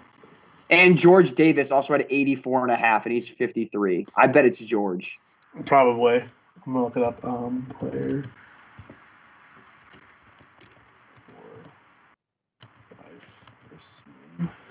Let's see if I can find this tweet from Jeremy. How do I look that up? I don't know how to search on Twitter. Here, hold on. I can do it. Hey, Diego. This is a great Diego. This shows you who the more mentally healthy person of the two of us is. Is you're like, oh, do you know how to search on Twitter? And I'm like, don't. I know how to search. I just don't know how to search like a specific profile or something like that. Yeah. I'll teach you a little workshop real quick. What you do is you type the search bar, you put their full and then put quotations. Okay. Name WAR in quotations. Let's see. No results. Let's try first name only and see what's up. Most WAR by first name in MLB history. This is from 2019, May 29th. I was wrong. George is first, second, third, fourth, fifth, sixth. We have Mike, Joe, Jim, Bill, Bob, George, John, Jack, Johnny, Frank. Yeah. I've seen this tweet before. It was like 2 years ago, but love a good Jack, Johnny, Frank right at the end. He also did, if you click on the thread, the bottom of the list, so like the worst WAR by first name. No, that's Johnny. I was saying Johnnie. This has got to get upgraded though, because Cedric Mullins has single-handedly pulled the first name Cedric out of the mud. True. How much WAR does Mullins have? What does he do this by? Dude, he says WAR. He could have 4 right now. Like he could have single-handedly pulled the name Cedric to net. I wouldn't be surprised if he has 4 WAR right now. Dude, he should 4.6. Dude, unreal season out of him. He's gonna get paid. Oh yeah, single-handedly getting the name Cedric back to positive WAR values. Incredible. You love to see it. It's funny, like a lot of these names you won't see changing. Like probably won't see a sport, a dud, a Skeeter. Dude, that's what's so funny is that Jeremy's doing that. I don't know if that's a nickname or if that's government, like legally. Because I imagine naming your kid Dud in the modern day. Like, there's just no chance. Oh, my son, Dud. Yeah. He plays sport ball. We're slightly cruising through this game, I would say. Slightly. Don't talk about it. If you talk about that, things happen.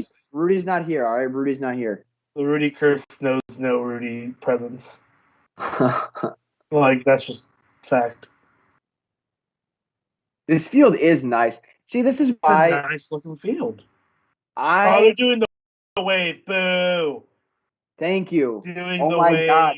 I caught some slack in my friend group chat for talking about this. I think the wave is bad.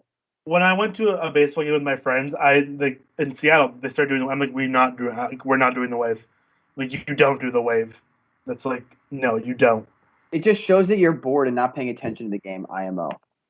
All right. That's like, man, the wave does not belong in baseball, IMO.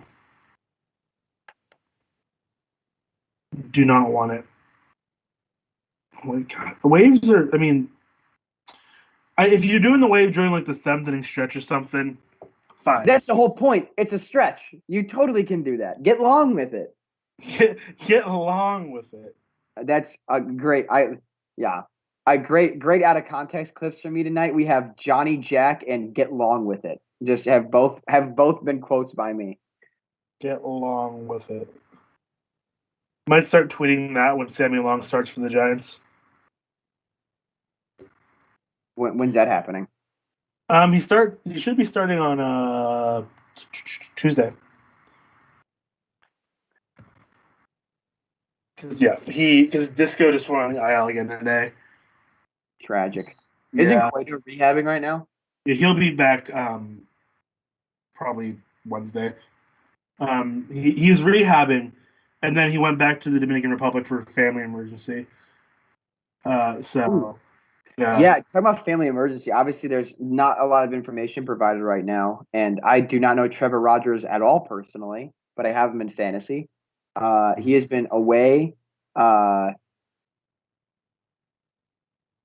He's been away for like 3 weeks from the Marlins because of a family personal emergency, and they changed him to being on the emergency to the bereavement list. So I hope that everything is okay. And he's been so much fun to watch this year, and Jonathan India has continued to rake, and it's made the Rookie of the Year race kind of interesting. So I hope that he gets his situation resolved and he can come back and toss some good innings and make the race a little fun. No, that's fair. Okay. Also, I'm putting you on blast here. in our little chat here we've got here, because Peyton's doing important things. Okay, I guess I'll do it after this because we're gonna go on break here. I'll put him on blast. Yeah. Well, I'll probably forget. I'll be honest. No, I'll remind you, Diego, because I would love to talk about. Speaking of that subject, my sister moved in to her residence hall about a week ago or so. So she's getting the feels for dorm life. Her room is already a lot smaller than she thought it was. Not the case. We can talk about this when we get back. We're gonna throw up a quick break though.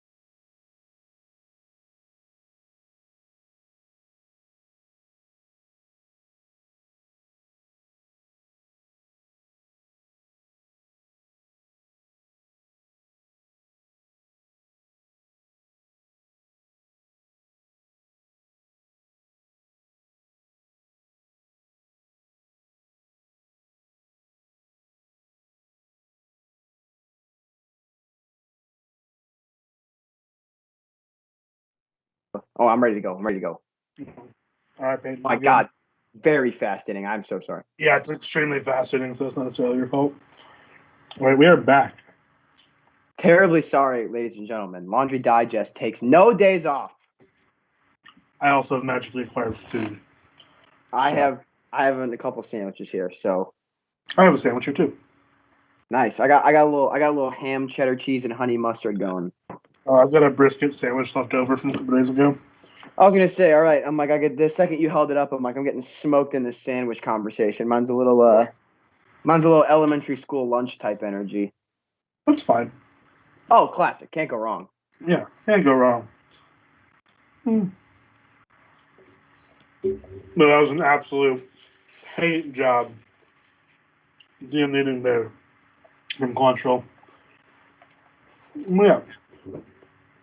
So we are back. Anyway, but Ben said he has like a hall meeting, and he's like, because he knew. So I used to be an RA back in the day. As a young lad. As a young lad, I was 19. When I was 19 and 20, I was an RA. This was like 2 years ago, but 2-3 years ago. Anyway, not that it matters. But Payne's like, boo, hall meetings. I'm like, hey, those are important. Oh, that's what you're putting him on blast for? The hall meetings being important? They are actually important. It's dweeb hours out here. Come on. Listen, okay. Hall meetings are important. Because if you don't have hall meetings, then no one knows what's going on. And if no one listens to the hall meetings, then you get in trouble and written up. All right? And if you get in trouble and written up, you get mad. And it's not my fault that you didn't listen to the hall meeting because you're a belligerent fool. Did you mute me? Yes.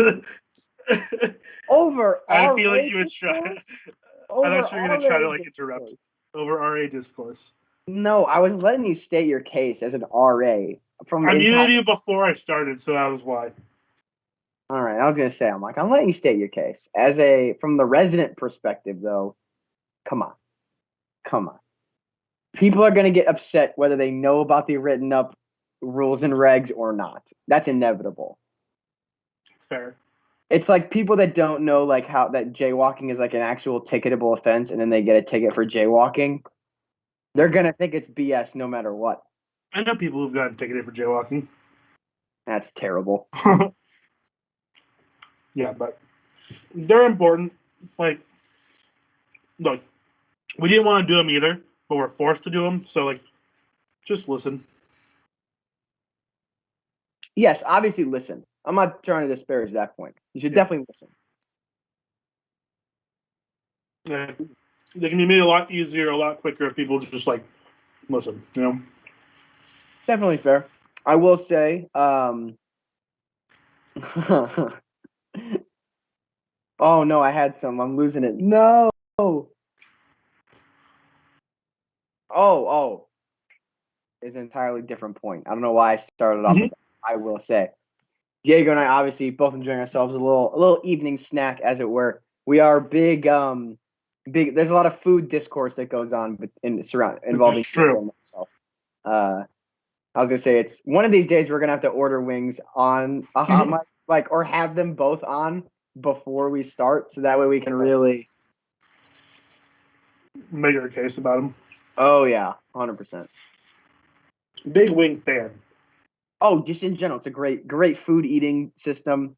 Fantastic. Absolute 10 out of 10. Like, wings, fantastic. Electric, even. Well, yeah, it's fine. But yeah, dorm life, for anyone listening who hasn't been in college, dorm life is something else. I liked it a lot. I lived in the dorms for 3 of my 4 years of college. 2 as an RA, 1 as a resident, but I was a big fan. I stayed in the dorm sophomore year. I have many stories of living in the dorms. Some repeatable on a hot mic. Some very much not repeatable on a hot mic. But I will say a repeatable one, which I think is a very fun story. And Diego, you can imagine how wild this would be. My freshman year, our RA quit during move-in week. Nice. Nice. So for a good week and a half, it was just all these freshmen who are brand new to college, with no enforced quiet hours, no RA meeting. Yep. So what was cool about that though is that it really was like people talk about wanting to make it like they don't call them dorms, they're res halls and like all that fun jargon that they like to cram down your throat. It really did become a community because we didn't have an RA, so we were forced to talk to people to actually be like, "Yo, where the heck do you do your laundry, guy?" Like it was like all that kind of stuff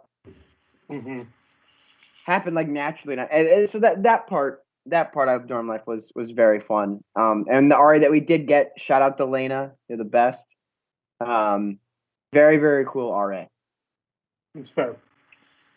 I mean, so as my time as an RA, my favorite thing is that residents think we're all stupid. They think we're idiots. They think we're just dumb. Like, no, we just don't care. Because we were freshmen too. Like, yes, some who care way too much. But, like, me, like, quad hours start at 10 p.m. This is my junior year. Quad hours started at 10 p.m. So I had one room that was like 3 doors down from me. They're always bumping music super loud. I'd walk over to their door at 9:55, knock on their door. I'm like, hey guys, the RAs are going to go do rounds in 5 minutes. I'd recommend turning your music down so you don't get written up. And then they would, and they didn't get written up. They got written up for other things, but not for music ever. Or if I wasn't home, they wouldn't. But like, I would usually, I'm like, guys, non-repeatable HotMic things is what they got written up for.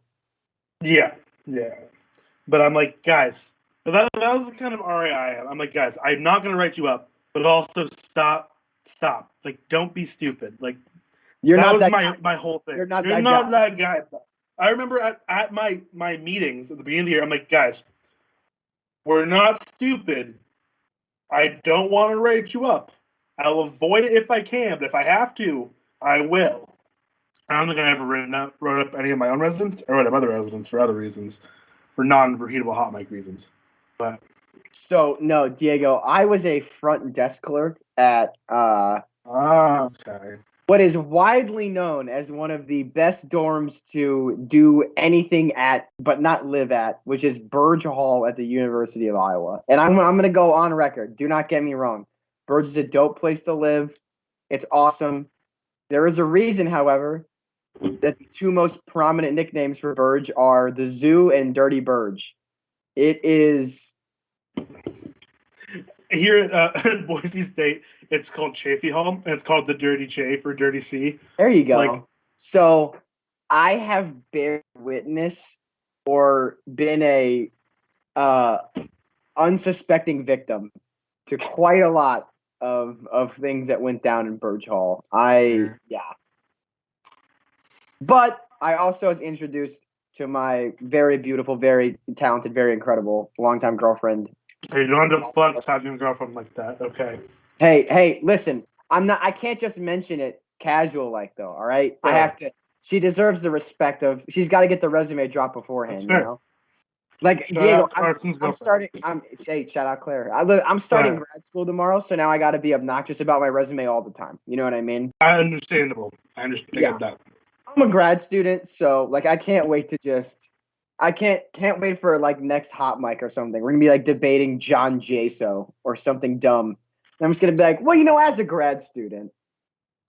Oh, I do it all the time. I'm like, as a mathematician, because I can say exactly. You just gotta flex. See, this is the advantage we're gonna have over Scott because while Scott admittedly, gets paid to talk about sports for a living, we can still be like, hey, okay, podcaster, tell us more. Us men. Okay, Mr. Podcast. Yeah, okay. Mr. Yeah. Love you, Scott. Well, I love you, Scott. Okay. It's like, okay, Rudy, Mr. Still in college. Yeah, exactly. Still in undergrad. Yeah, exactly. Yeah. Go on another beautiful scenic hike, Rudy. This just goes back to my bit of just roasting people, but it's really nice. It's super nice, yeah. Rudy, why don't you go take another hike that I wish I had gone on that I liked and commented on your Instagram post about? Why don't you go do that again? My favorite... So I commented on that Instagram post too, just put Rudy to the moon, and his response was like, I am closer to the moon relative to the rest of my life. I know, I'm like, man, he's so sweet. Love that. Mine was just literal scenes. because I'm like, it was good. It was good luck. I'm sure the view was nice, man. It was a literal scene.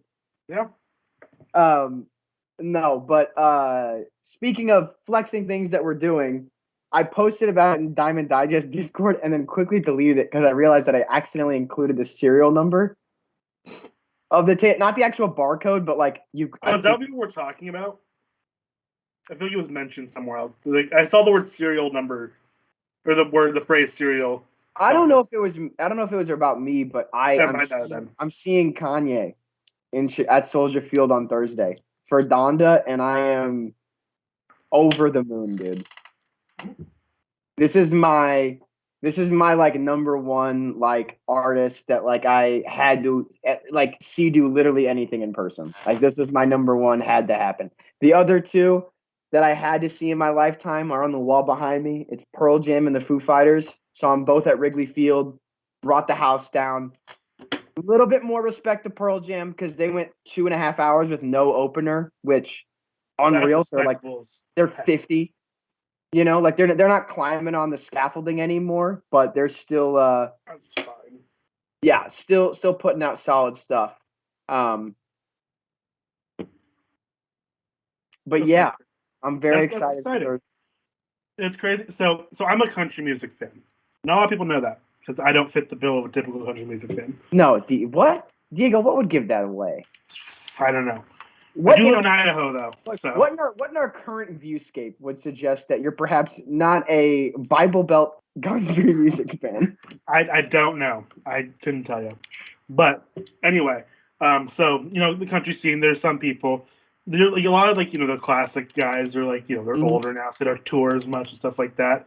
And living in Boise, Idaho, you don't get a ton of people coming through, so you got to capitalize when you do. So a couple years ago, I got to see Garth Brooks. Ooh. Yeah, he was in Boise. He performed. Boise State. You think blue turf? Like he performed in Albertson Stadium. Like that's where he performed, and it was crazy. That was a cool venue. Yeah, I was volunteering there too, with their like recycling program. But literally, like half the time we're just standing around watching him anyway. Oh yeah. So like you get to stood there like watching him like perform. Like this is insane. And I just saw Dierks Bentley like a week ago. Nice. Okay, so it's also a pretty big one. The only country that I like, I am a Willie Nelson fan because of the man. And the music's also good, but Willie Nelson as a human being, like Farm Aid, all that stuff, like he's earned my respect 10 times over. You know, beefs with the IRS, legend, just a legendary man. I hope he lives for forever. It's fair.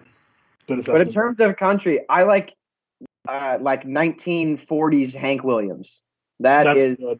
Like stuff. That's the kind of country that my dad's mom liked.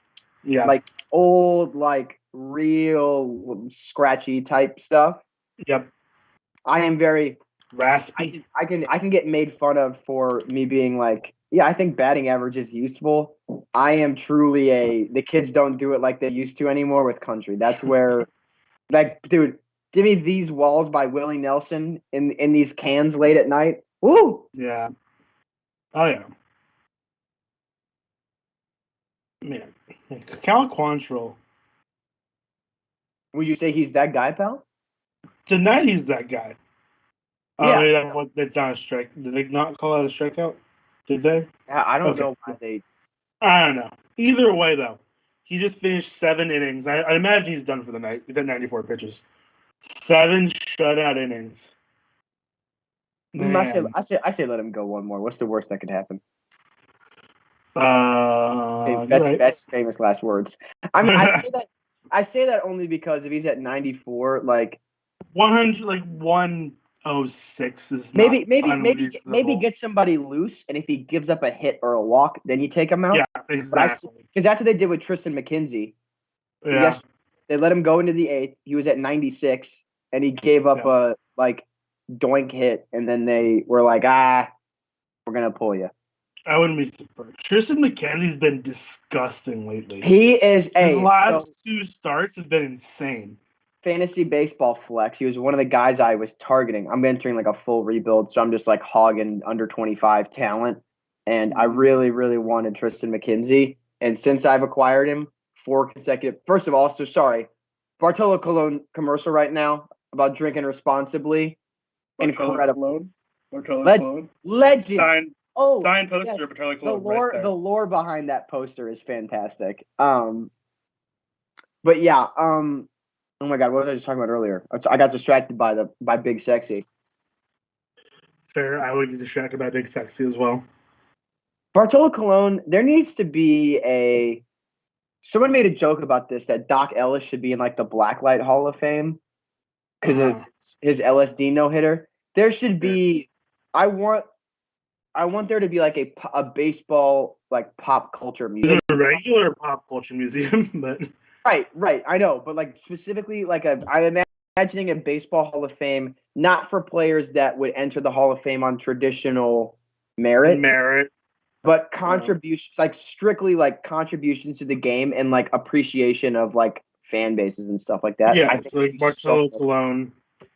And they can be Hall of Fame guys too. Like Ichiro would be in there too. Like guys that are just like, who the F is Tom Brady? Yeah, dude. All time quote. Like just guys that Hall of Fame baseball people, but not like the gentleman who said that. Like Miggy. Like I guess it'd be like, or like Felix Hernandez, like dudes where you're just like, this guy's a legend and deserves respect. Bartolo, easy number 1 like pick for that. Yeah. Felix Hernandez. I think Tim Lincecum. I think around there. Hey, this big Timmy Jim, that Sports Center commercial is still let Timmy smoke #.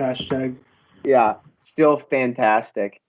I miss Tim Lincecum. I've been saying this a lot lately. I'm like, I miss Tim Hudson. He was a good player. Tim Hudson, this is like one of those guys that I talked about where you look at the Hall of Fame ballot, and I think that there's like obviously a few names. I mean, some are more, hotly contested than others. Barry Bonds not a Hall of Famer because he doesn't have 3,000 hits. Just my. When we come back the offseason, we do Hall of Fame voting. That's going to be because you weren't around. You weren't around when we did that this last year. If you want me to give you my genuine, I'll tell you right now, Scott Rowland is getting to vote. I'm just saying because we do it every year. That's what I'm saying. Oh, I know. I'll go back to 2020 and let you know who I would have cast my vote. Let me see my ballot's on Twitter, so I'll find it real quick. But I remember I voted for Tim Hudson on my ballot.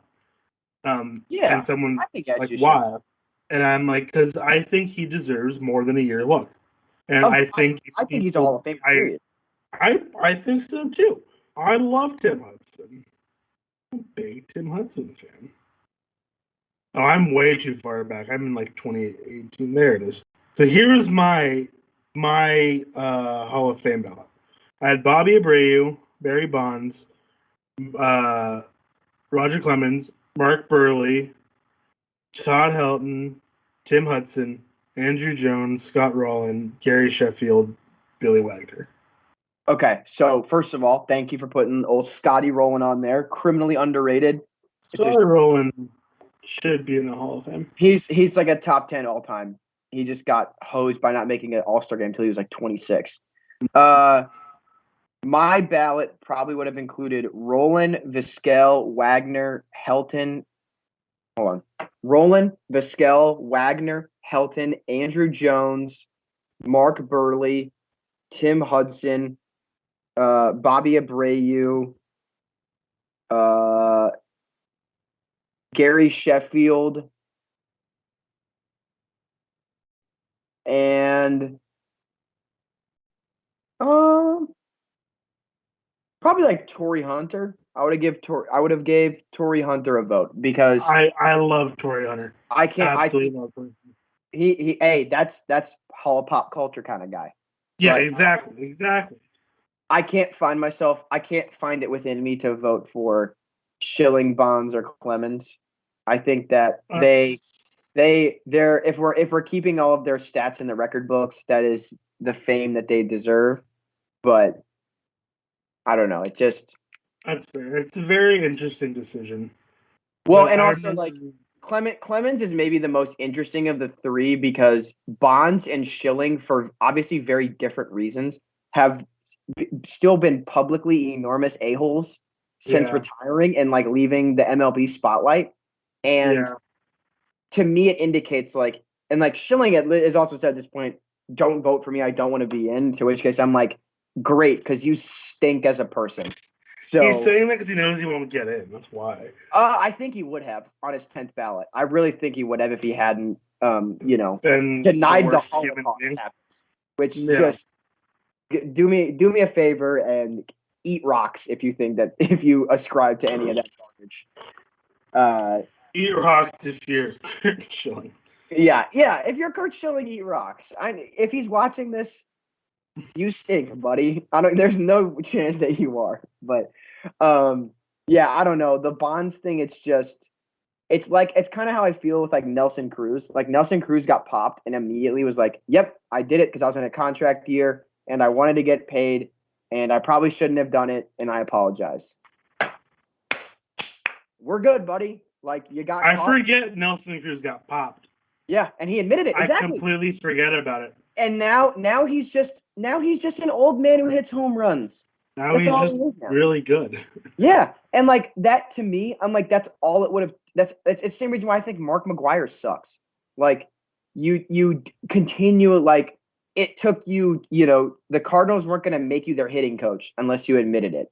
Like it took the Cardinals going, hey, you kind of have to like come on, like just do the thing. No, come on, bud. Come on. And I don't know if the Giants or the Pirates are pushing that needle with Bonds at all. They maybe have reached out and he said no, but I feel like the Giants.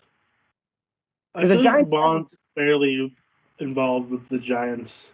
I was gonna say because the Giants are pretty good about if you're a mixed shitbag, you don't get welcomed back rightfully. He who shall not be named is not involved with the Giants. Yeah. I'm sorry.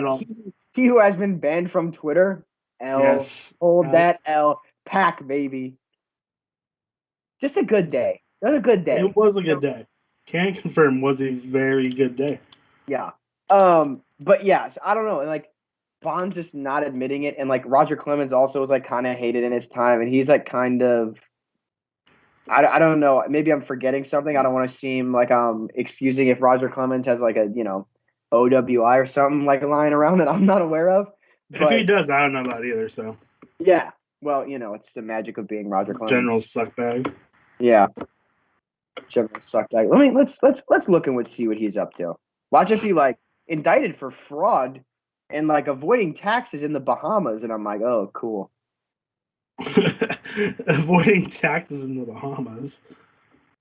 Oh, okay. Federal jury on 6 felony counts of perjury, false statements, and contempt of Congress. Oh, nice. Was found not guilty of all, but I mean, I don't know about that. I don't know about that, bud. That's tough. Yeah. Yeah, Cal Quantrill's done for the night. 7 innings, 2 hits, 9 strikeouts, 2 walks, 94 pitches. Is also known for being a headhunter. Yeah. He complained about having not Cal Quantrill. Apologize. Yeah, Clemens. Like just to be clear, Quantrill 9 Ks, only 2 walks. Sheesh. Such good command tonight. A certain 39-year-old wily veteran win another inning with almost the same stat line tonight. Just letting you know. Cool, bro. You want a cookie or? Yes, I will. I'll take one. Hey, listen. Here's the thing. This entire season with Adam Wainwright is me getting a cookie. Like that's something that I think baseball. Oh, you need that, there you go. Dude. They would have that on TV shows in like 2005. Like, what's 2030 gonna be like? And you can like reach into TVs to get stuff. Yeah. Oh man, like, dude, imagine how hard the "Do you want a cookie" roast would be if literally like you hit me with that, and then there was one hitting right. Oh, you want a cookie? Yeah. Like, I mean, if you're offered, I guess. All right, let's see. Clemens has also sparked Congress for complaining about having to carry his own luggage. Racist comments to people of Asian descent. All right, never mind. Roger There we Clemens go. also out of here. Bad suck bag. Do not want. He can get out. Oh my God! Did you know that while he was playing for the Astros, he was not obligated to travel with the team on road trips if he wasn't pitching? Really? Yeah. Huh. That seems weird. I mean, I don't know how old he was at the time, but like, if you're under the age of 30, like that's ridiculous. I say like even like 33. That's what I mean. If he was like, well, okay, he was 44 in 2007 when he was with the Yankees. Like, he was like mid 30s. If he had kids, if I were his I team, guess I get I'd be it. peeved. But if he has a wife and kids, I could maybe get it. If he was like, I'm a family man. If I'm literally not gonna be put in the game under any circumstances, Why go? so maybe his wife and kids appreciated that. So I will give slight pass. Those perks. His 2007 contract with the Yankees had a family plan clause that stipulated he was not required to go on road trips, which is not scheduled to pitch, and allowed to leave the team between starts to be with his family. Okay. Yes, it's a little not as bad. Yeah. Okay. If it's actually centered around family. I wouldn't be surprised if it's not, but like if it is, like sure. Oh, also accused of adultery though. So there. Okay, so it probably wasn't. Yeah. I mean, it was starting a new family time for him. You think he'd want to go on the road trips then? Yeah. I mean, like, dude, I'm not telling you how to cheat, but like that'd so make that easier for you, dog. Like you're willingly staying closer Carson's to like, girlfriend, don't listen to what he said. No, I It's know. all theoretical. Well, I don't go on road trips, so that should show you. He's a loyal man. Hey, exactly. I'm a company man, all right? He's a company man. Company man, all right? Diamond Digest, my girlfriend, in reverse order. That's my loyalties right there. Don't you have a job? Oh, yeah, I was about to make it. Never mind. I love the library too. Y'all are In cool. school? Like Okay, yes. Oh, well, yeah, but like I'm that's loyal not to necessarily a loyalty. my but, Iowa like, Hawkeyes, of course, but like if they're not playing, like I'll root for like when University of Hawaii football is on. I'm not like, well, it's not Iowa, so who cares? No, I'm rooting for the watch some Rainbow good Warriors to win action. that game. Yeah, That's fair. It's funny And no, because like so being a fan of like a school that doesn't have like every single sport. Like I mean it's my school. I grew up a Boise State fan actually. Fun fact. But most of football then got into other sports. So like but mostly my school doesn't have a baseball team, and so I don't have a team to root for. So I just root for Vandy because I love the way they develop pitching, and I feel like so if like Vandy's playing football and Boise State's not, I'm like I'll watch some Vandy football. It's never good, but I'll watch it. I was gonna say I don't know if they've been good since old Jay Cutler left. They haven't. I think they went 0 for last year. 0 for season. Yeah, I mean it doesn't shock me though. They're definitely the Northwestern of the SEC. Like they're crazy good academically. Like I took a tour of that campus. Mid, I'll admit that though. Vanderbilt campus, kind of okay. Fair. It wasn't Campus like this the okay. The campus is like such an underrated part when deciding where to go to school. 100%. That's advice for anyone picking a college. Do not commit to anywhere if you have never been on campus. Yes, if you've never visited the campus, don't commit because like Now, if you're an athlete, that's a different story. Like if you have like opportunities to go to schools for like financial reasons, like you're getting free rides somewhere, totally different story. But if like you're not and you kind of have a pick, or if you are, but like multiple places, like make sure you visit that campus. Like 100%. it makes such a big difference. Like I mean, because I'm originally from California, then I moved to Idaho for school. I live in Boise now because I went to Boise State, and I didn't think I was going to end up here. Then I came and visited, and I'm like, oh no, this might be it. And then I ended up coming here. And it's because I visited the school. I'm like, oh, this campus feels a lot better than all the other schools I had visited. And it's funny you said that about me, like having a job and stuff, because when I worked at the Burge desk, like, yeah, I was loyal to the job in the sense that, like, I came in, I did my job every day that I worked, but there was a definitive endpoint for when I stopped working for them. And like the library like kind of has that too, but it's not as concrete. So Right. little different. Yeah. When I stopped working for housing, I was like, all right. Bye. Right, exactly. Like you knew there was a definitive timeline. So it's just funny. Like when I think about like job loyalty, like I'm new to that's like a new feeling for me to have. Right. I was also, Having said that though, the closest library to us, I run the social media. They took a pot shot at us. They were flexing. They have a parking lot and we don't. So Coralville Library, what the heck, guys? What the heck? who needs a parking lot to enjoy libraries? Exactly. We're also on 6 bus routes, and if you come to the library and you have a library card, you get free bus pass. So, just saying. You don't need it, and that's more just economically efficient. Yeah, exactly. That's better for the environment. Just tweet that back at them. Like, we're more environmentally friendly than you guys. We're encouraging the use of public transportation, which exactly encourages, more environmentally friendly practices. It's funny because I absolutely. Sorry, Jodell, great AB. He absolutely hit a moonshot, a couple of pitches in. And I was like, excuse me, great piece of hitting. Yeah. Also, no $100 to the cops today, Mr. James Karinchak. But no, it's funny. I was emailing like the director of our library. I was like, yeah, I'm like, it'd be like we could plan out a little like back and forth with the library, like that'd be fun. I was like, I have some ideas, and I just sent back some like I was really sitting at my desk for like 10 minutes, like 4 or 5 notes. And he emails back. He was like, these are funny, but please don't send anything until we plan it. Like I think he thought that I was like ready to go. Like I had my finger the like send tweet button. I was like, dude, don't worry. I'm not shooting from the hip. You're gonna catch the Iowa City Public Library tweeting at 3:41 a.m. Like, hey, Coralville Library, why don't you go suck an egg? Like, you'd go pretty viral for that, honestly. I mean, yeah.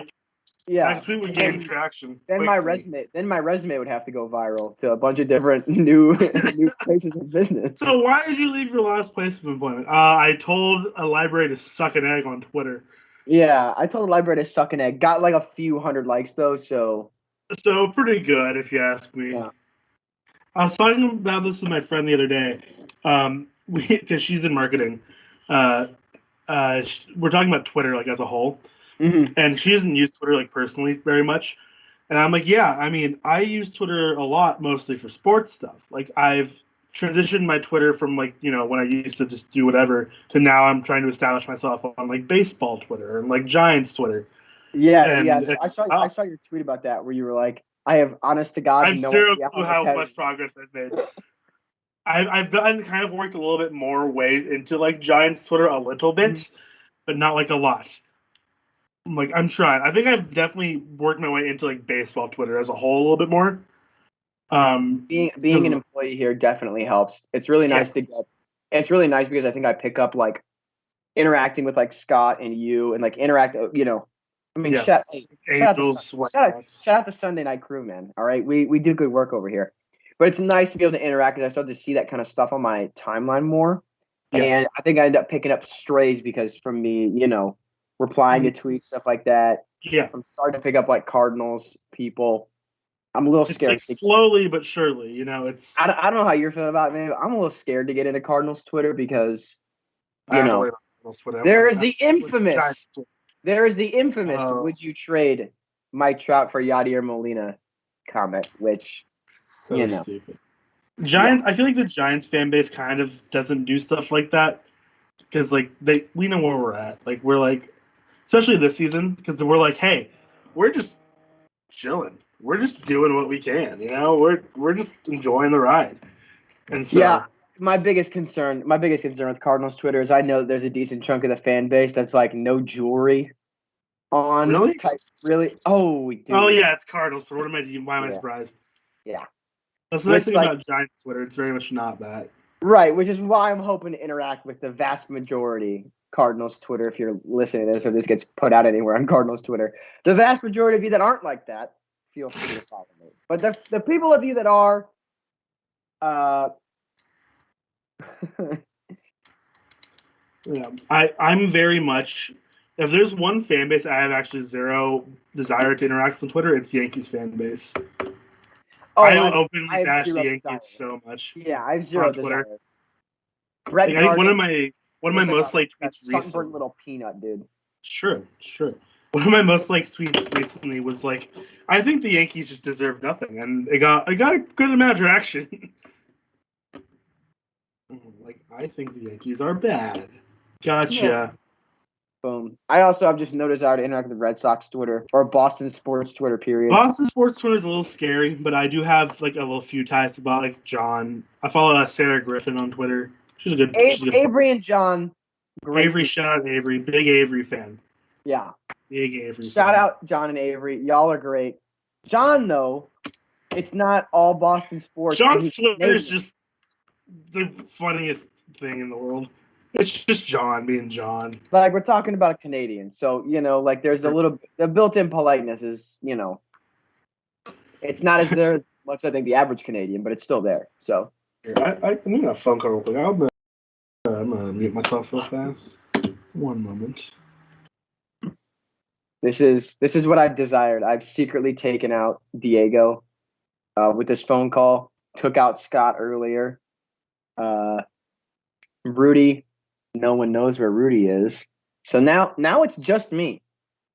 Holding it down here. Ohtani got runners on the corners, one down. I know I'm not allowed to do play-by-play. But what's great about this, for those of you that are watching, is that Peyton is away. Diego's on the phone. Rudy, MIA. Scott, MIA. They don't know what I'm saying right now. I mean, granted, Diego does have an ear on the headphones. So Diego might actually know a little bit what I'm talking about. But I can just say whatever I want right now. What fan bases will I tell to go suck an egg? Who will I disparage next? We don't know. We don't know who that could be.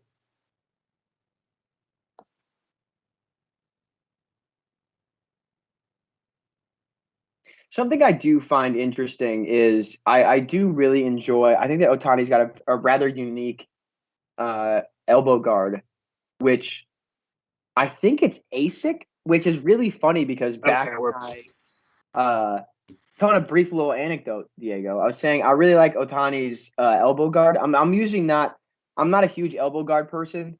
Obviously I know it's like, why not? Why not?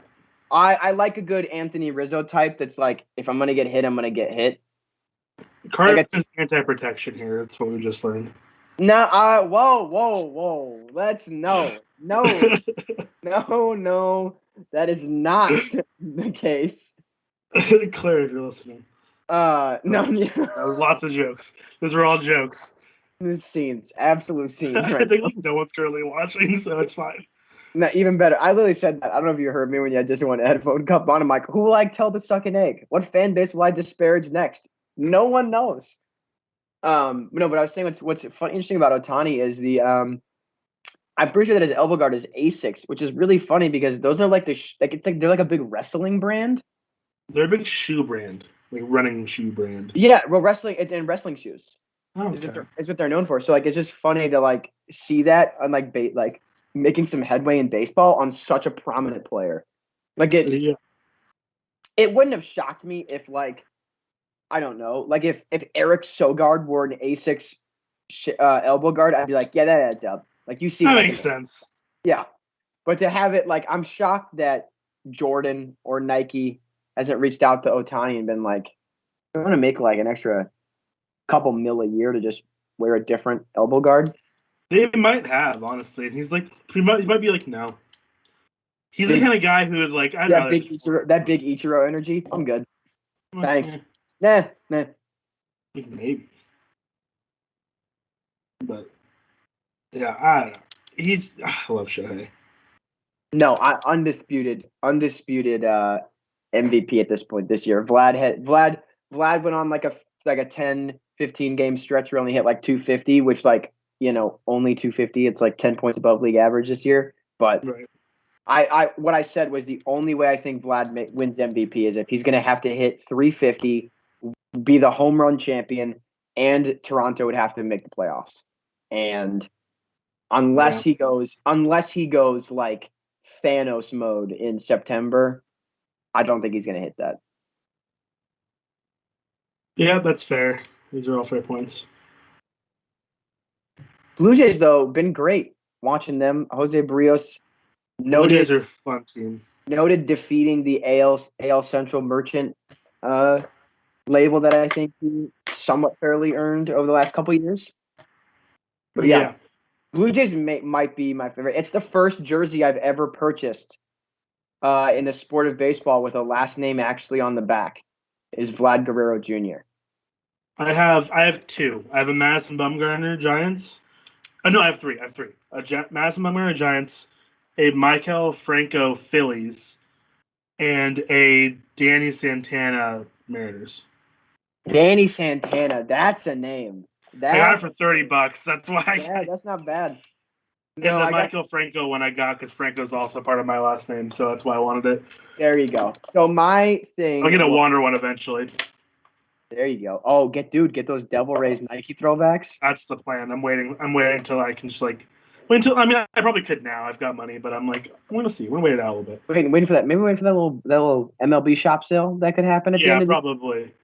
That's probably why I'm gonna do it.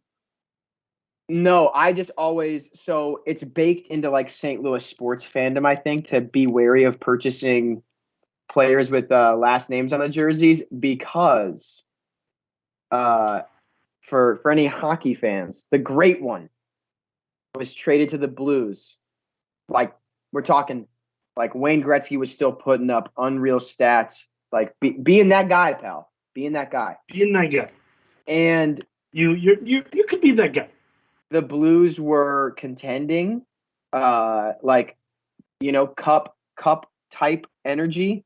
I mean, he was, like I said, he was 35, but in the games that he played for us, I'm pretty sure that he scored like 8 goals in like 18 games. Like, great stuff.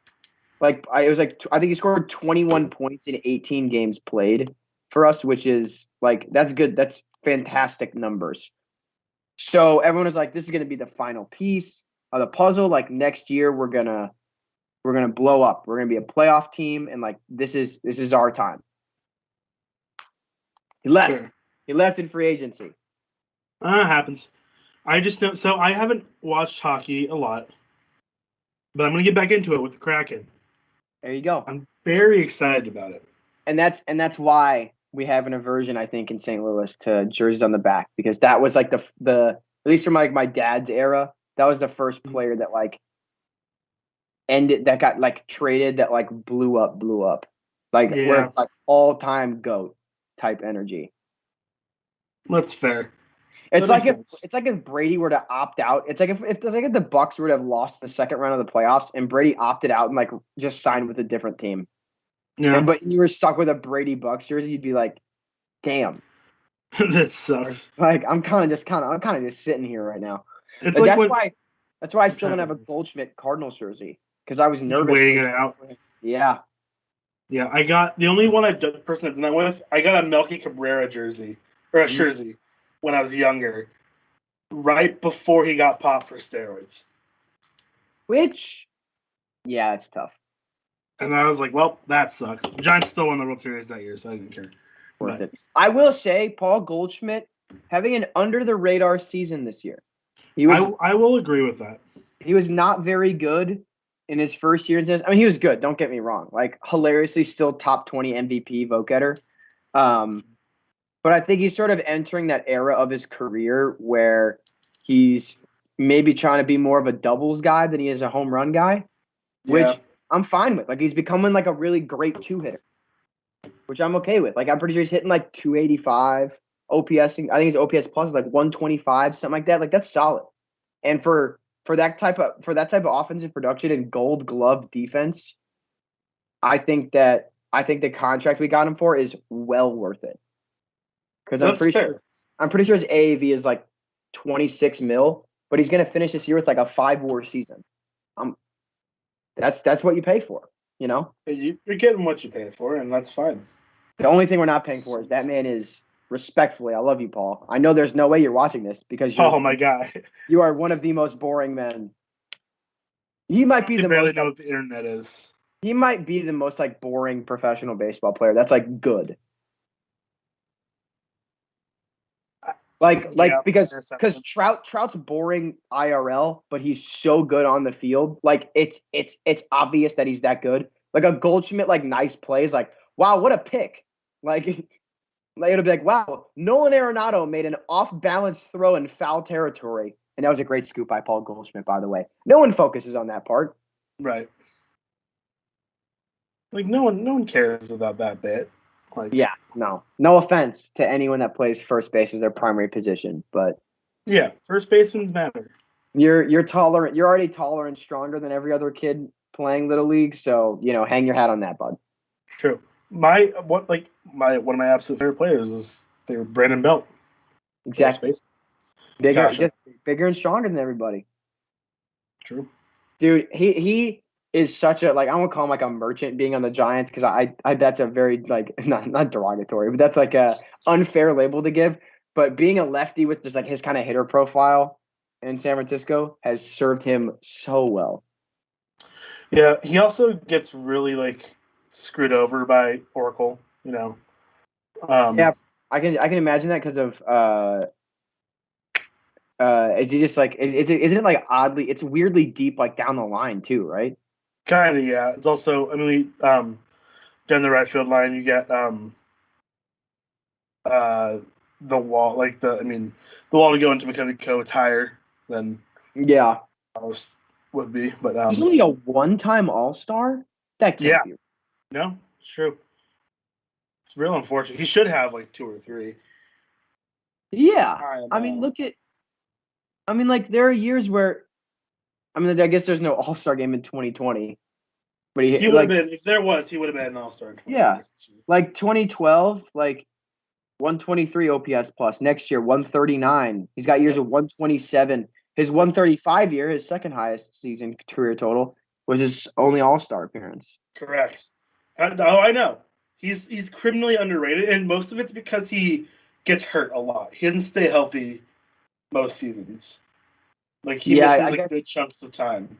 I think that that's something that people don't really take into consideration. I would love to when I have an ungodly amount of time, like one Saturday, I might dive into.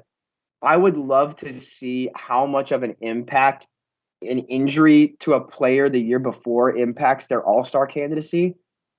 Yeah, fair. Because if a guy gets hurt, I think the expectation is that, it'll be May, they'll be hitting at an All-Star level, and it'll get to about Memorial Day, and people are like, oh, well, they'll probably just get hurt again. And by that point, that's the difference between being the last guy named to the All-Star team and being the guy that you go, how could they miss that? Yeah. Brandon Belt's been very much when he's healthy, he's so good. Yeah, fantastic. That's the thing. That's when he's healthy. Hey, we're just we're tough. 2 hours and 47 minutes in this game right now. Yeah, don't.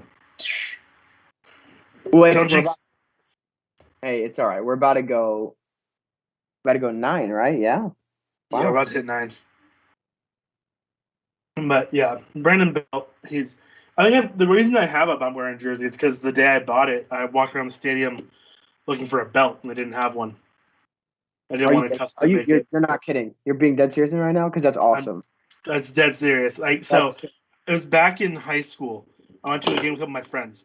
I really just want to buy a jersey from the stadium to be I got this at a game. Because at that point I didn't have any Giants jerseys at all. Actually, I didn't have a Giants jersey yet. I had a lot of jerseys, but not actual jerseys. And so I'm like, I'm gonna buy one. And so I went with my friends, and we went to the first dugout store. And I'm like, hey, I'm not finding any Brandon Belt jerseys. Do you guys carry them?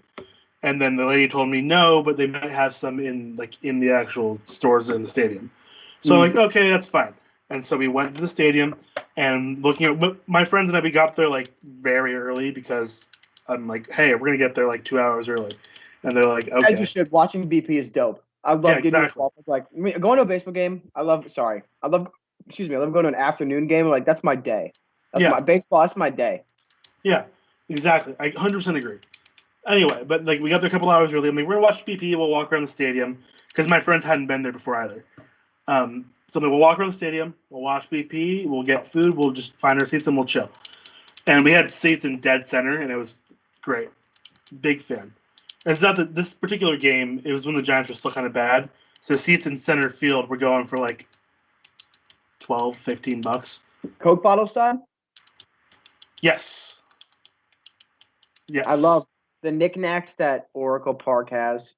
the glove and the Coke. The Coke bottle's a slide. And the little cars. They have the cars still, don't they? Yes, in left field. Yeah. We weren't like all the way down the line. We were more like left center. But Gotcha. either way. Yeah. But anyway, we walked all the way around that stadium, went to every dugout store, and no one carried a Brandon belt. And so I'm like, wow, that's all I wanted. And I didn't want to pay for a custom one, so I got a Bumgarner instead.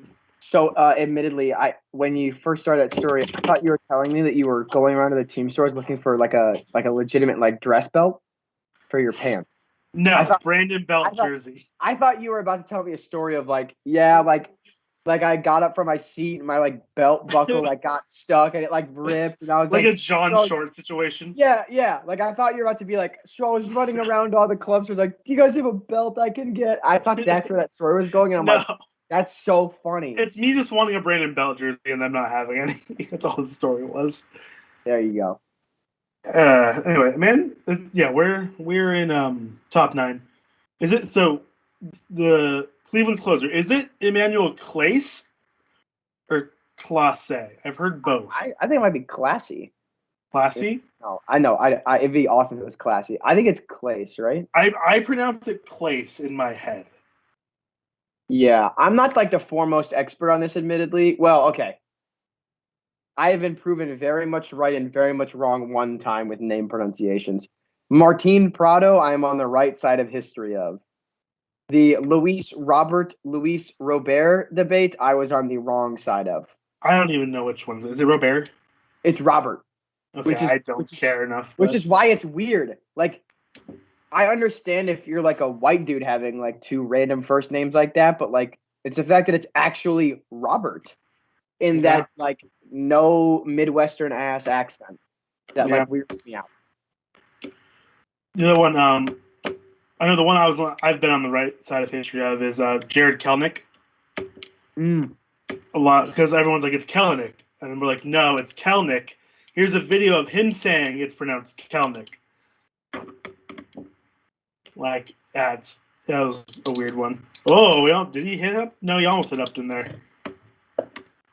Manuel, I'm just gonna say Clase. Wow, they're making the teams leave early.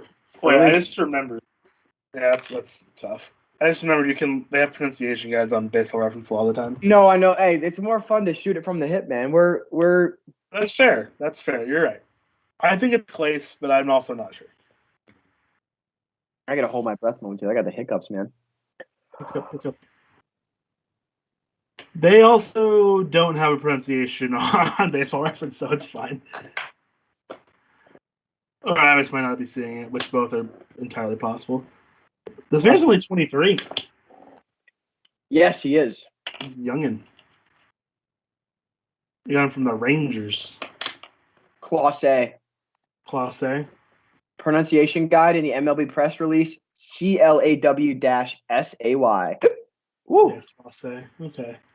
I'm gonna pause 15 seconds to hold my breath. Diego, feel free to say whatever you want within reason. Within reason. I just like these uniforms a lot. These uniforms are cool. Like next year, they already announced next year's teams as being I forgot who they are. Did they announce next year's teams for this? There's the Red Sox and the Orioles, I think. That sounds right. Yeah, and I think that'll be a fun uni matchup. So, again, I like the uniforms. God, love J-Ram. Look at that play. Teams with different colors, please, so I can appreciate the uniforms looking like this. Well, I mean, the Red Sox and the Orioles have different colors. Right. Which is why next year it'll be great. But if it were me, I would also pick teams that don't have red, navy, and white in their color scheme. the Giants versus Orioles, and just black and orange for both sides. Yeah.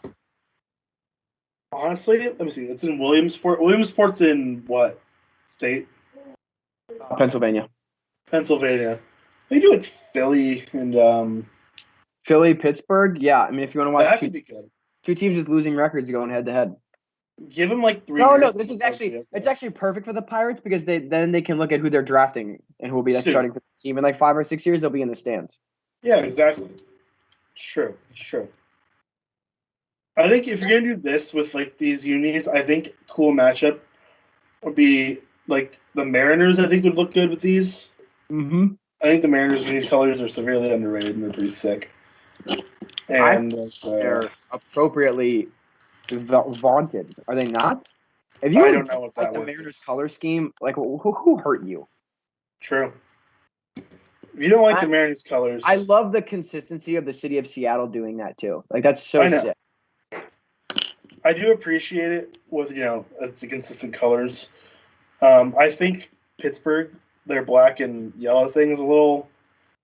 I feel like it's a little overdone because they. I appreciate it, like all the teams are the same color, but at the same time, they lean into it too much. Seattle does it, but also they're just like let it be. They don't like, yeah, we're this green and blue, whatever, blah blah blah. Like Boston's like, yeah, purple or black and gold, and if you disrespect it, we're gonna whatever. And it's dumb. So look how sad behind home plate now is now all the little league teams are gone. I know. Well, you know what it is? They probably have good times. Yeah, yeah. Like actually, like well, it might be yeah. They got a imagine this. Hold on. I need to put something in. Like I need to pretend to be a mom. I need to put something in front of this right now. I don't have like.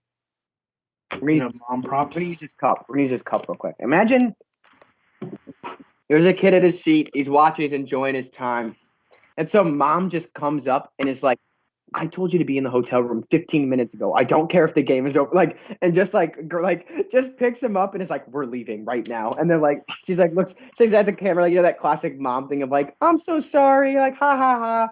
Like, but like also aggressively, like, yeah, like I would love if their moms were actually here, like enforcing the bedtime.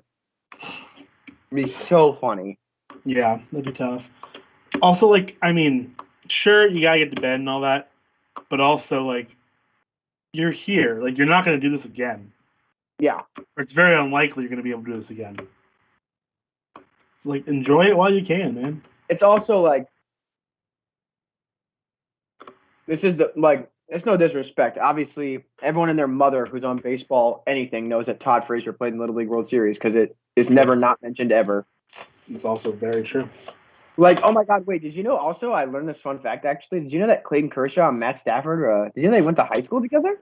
I don't know. I feel like it's new information I've never heard of once in my entire life. They don't mention that every single time. They don't. That's new information to me. It's crazy. Huh.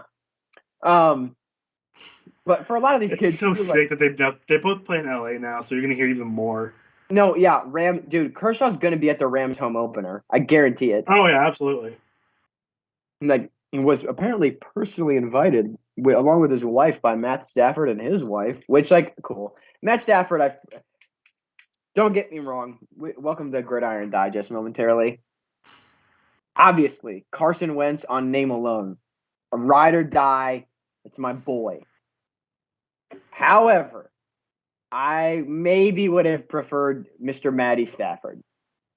But given the price the Rams had to pay versus the price the Colts had to pay, Wentz seemed like the better choice. I don't think Carson Wentz is very good at football. Diego, he needs to be average, and we're a Super Bowl contender. He needs to be about as good as Ryan Tannehill is, and I think that's silly. Fair. I think it's silly to say with the Colts offensive line and Jonathan Taylor and like all those running backs and our top 5 defense, he needs to be as good as Ryan Tannehill. That's fair. That's a fair point. But either way, so the game just went final. Class A. Got it. Closes out the game. God help when it's up. Shout out MLB pronunciation guide. Yeah, we got Class A, close it out. 3-0 win for the Cleveland baseball team. They climb back to 500 at 61-61, while the Angels dropped to, I think, 2 games under. I think they're now 62-64. Let me confirm I'm right about that. Yeah, 62-64. Yeah, I mean, Angels have had a fork stuck in them since about May 17th when Mike Trout went down with that calf injury, but it's true. That's true. Yikes. But Next yeah, the NBA fact game that on Cleveland, ESPN, Dodgers Padres. yeah, That it starts Tuesday. hopefully electric. Yeah, that was what's on the bottom ticker there. Yeah, that 2 seconds ago. starts Tuesday to Thursday. It should be good. I think the Padres. I hope the Padres turn themselves around, make that series interesting. Well, see, this is where our fandom interests are competing. Because for me, I guess I'm hoping for like a cataclysmic collapse from the Dodgers. Like I would love that too. I would enjoy the Padres and Cardinals being the wild card teams. Like if by some act of I God, like that. I would like enjoy the that Dodgers because fall off the face of the earth, and I'd agree. Cincinnati, because Cincinnati's a bunch of stinkers over there anyway. Yeah. I just don't like the Dodgers. I don't think anyone does unless you are from LA or a casual. That's fair. You're talking to no one. You're talking to someone who would love to see the Dodgers completely implode. Sure, they're 9.5 up on the wild card race, but Sure, but hey man, September 1st, 2011, St. Louis Cardinals. 10 and a half out. So that's fair. It's not unheard of. all it takes is 5-20 September. That's fair, and I hope I hope the Dodgers have a 5-20 September. That'd be great. Considering the fact that the Cardinals play them at least 3 or 4 times, we can definitely help y'all out. So I think you should. I think you definitely should. We only have one series left with them. We only have 3 games left. I almost said I think we do too, but that's nowhere near as shocking given the fact that we're not divisional rivals. What is absolutely bananas is that we have 10 more games against Milwaukee. That is crazy. Like if the Cardinals, I think we have 10 against the Padres left. If the Cardinals can put it together, if we can go like 7-3 against Milwaukee in that, like that's huge. Fair. It's absolutely massive. I mean, we just played a 3-game series against them, and like every single game was close. We lost 2 out of 3, but one we lost in extras, and one was like a bullpen implosion. Like we had the lead in all 3. So like, I don't know, a healthy Dylan Carlson coming back right at the start of September could be the X factor, which that's fair. Would be dope because that's my king right there. That's my switch hitting. He's so good. Like. It's such like a Cardinals player too, because like I think that his ceiling really is like 820 OPS type guy. Like nothing that you're gonna be like, holy shit, this guy's like electric, must watch TV. But I don't know. I don't know. I just want the Dodgers to lose every day. You know what? That's all I'm saying. Green. Oh god, look what evergreen take. True. There are 2 teams that can lose every day. It's the Dodgers and the Yankees. And the Yankees. And I was about to say, that's the most annoying thing right now about, like, I had to, like, support Red Sox fans because they were dunking all over the Yankees. And I was like, yeah, this is great. And it's like, now we're 2.5 games back. And woof, man, it stinks. The Yankees being back in the wild card makes me so sad. Well, I mean, yeah. 9-1 in their last 10. It's ridiculous. I mean, it's awful. I say this a lot, and like if you haven't yet, I highly recommend muting the word Yankees on Twitter. Your life will become exponentially better. Dude, my favorite was the first time that you told me that, and I thought you were kidding because I'm like, no. Dude, I'm like, if they're in the playoffs, like. Do you just not see that on your timeline? I haven't seen like most of it. It's fantastic. It's great. But my other thing is like, so when Altuve like donged that homer off Chapman, like that was such a great night for like baseball Twitter. To just bear witness to Yankees fans. I don't know, man. I'll see here's my thing. If it's big enough, someone will send it in our Discord and then I'll see it. And so, like, I don't miss, like, so I saw that. And, like, it was fine. Like, I got to, and plus, if you mute, I don't know if you have words muted on Twitter, but if you do, Yeah, it'll say, "Oh, this tweet contains a word you have muted," so you can still view it. Oh, that's fair. See, but then that's risky because it's like, what if this is some shit I really do not want to see? I only have 2 things muted on Twitter: Hmm. Yankees and Chad Pinder. Do I love that you have that. Hold on, let's see. Where do I go I for got this again? tagged. Settings and privacy. Let's see. Yeah. Well, I think I also have like Yanks, like any like iteration of that word. I've got like muted on Twitter. Now I'm curious. I have one account muted on Twitter, and that's it. I have a few accounts muted, but like that's different. Words are a different story. I feel. What did like. this person do? Well, their bio says that they're a Cubs, Blackhawks, 76ers, and Rams fan. And their Twitter bio is, I believe, Alfonso Soriano as a Yankee. What? Yeah. Yeah, muted words: Pinder, Yankees, Yanks, Chad Pinder. Those are Love my. that. You also just spared yourself from like almost all of John Boy content, and that's like a world that I want to live in. That's a world I I'd don't like. see a lot of it. Well, that's I my other really issues. don't. I can't find it within myself to like formally mute John Boy, like that word period, because I love Chris Rose. Chris Rose is such a cool dude, True. and to like, it breaks my heart that he's tied to the head now. It breaks my heart that Chris Rose was the casualty of whatever at MLB Network. He was probably the last one you should realistically be cutting. Yeah, I mean, he still does intentional talk, right? Is that still on? Or am I like? No, he got cut from that. So it's Kevin Millar in who? I think it's just like random people that come through. I don't know. I don't watch very often because I don't have I cable. used to back in the day because it used to be on right when I got home from like middle school. Exactly. I watched it daily. Intentional talk was like intentional talk had a run. I watched intentional talk and quick pitch like daily.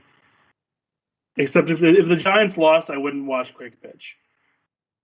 But I mean, we shouldn't expect. I don't think we should be necessarily expecting MLB Network to provide insanely good in terms of show and content creation because, like, Christopher Russo still gets like prime television hours on that network. that's fair. If I have to hear one more Mad Dog rant where Mickey Mantle, listen, Mike Trout, stop talking. Like, Mickey Mantle is not the best player of all time, and it's just like so That's embarrassing. such a weird take too. Well, it's because you know what it was is when he was 8 years old, Mickey Mantle grew up in the Bronx, and Mickey Mantle was hitting 40 bombs a year. And I'm like, that's so great that you think that. Like, he's not even the best center fielder of his generation. Like, yeah, ugh. no, yeah, absolutely. I just said that completely unfounded. Now I have to look this up to make sure. I want to make sure I don't get this. Like, I feel like you're not wrong. When did he start playing? Yeah, no, because I'm pretty sure like he's also a first baseman. Like, yeah, get out of here. Yeah, get that out of here. Well, I mean, he had some years. He did, yeah, but like he's not the greatest player of all time. Like, it's also absolute bullshit that he got voted in. Well, okay. This is where like batting average might be misleading. So in his last season, had an OPS plus of 143, but he had an OPS under 800. Like, that just doesn't sound right out loud. No, it doesn't. I'm confused. Like, he had a lower OPS plus when his OPS was almost 50 points higher 3 years before that. What? How? How does that make any sense whatsoever? Like an OPS of like his rookie year, he had an OPS of 792, OPS plus 117. That adds up. Mm-hmm. You know what I mean? Like, that's right. Like, that's good. That's Tyler O'Neill. Like, that's what Tyler O'Neill is doing. But then I don't understand how his OPS plus at 143. Either way, he's not like the greatest player of all time. Like he set out to be by Mad Dog Russo. Yeah, I know. It's just he is like the Mike. It's like if Mike Francesa had a national show. Yeah. Yep. Which sounds about right.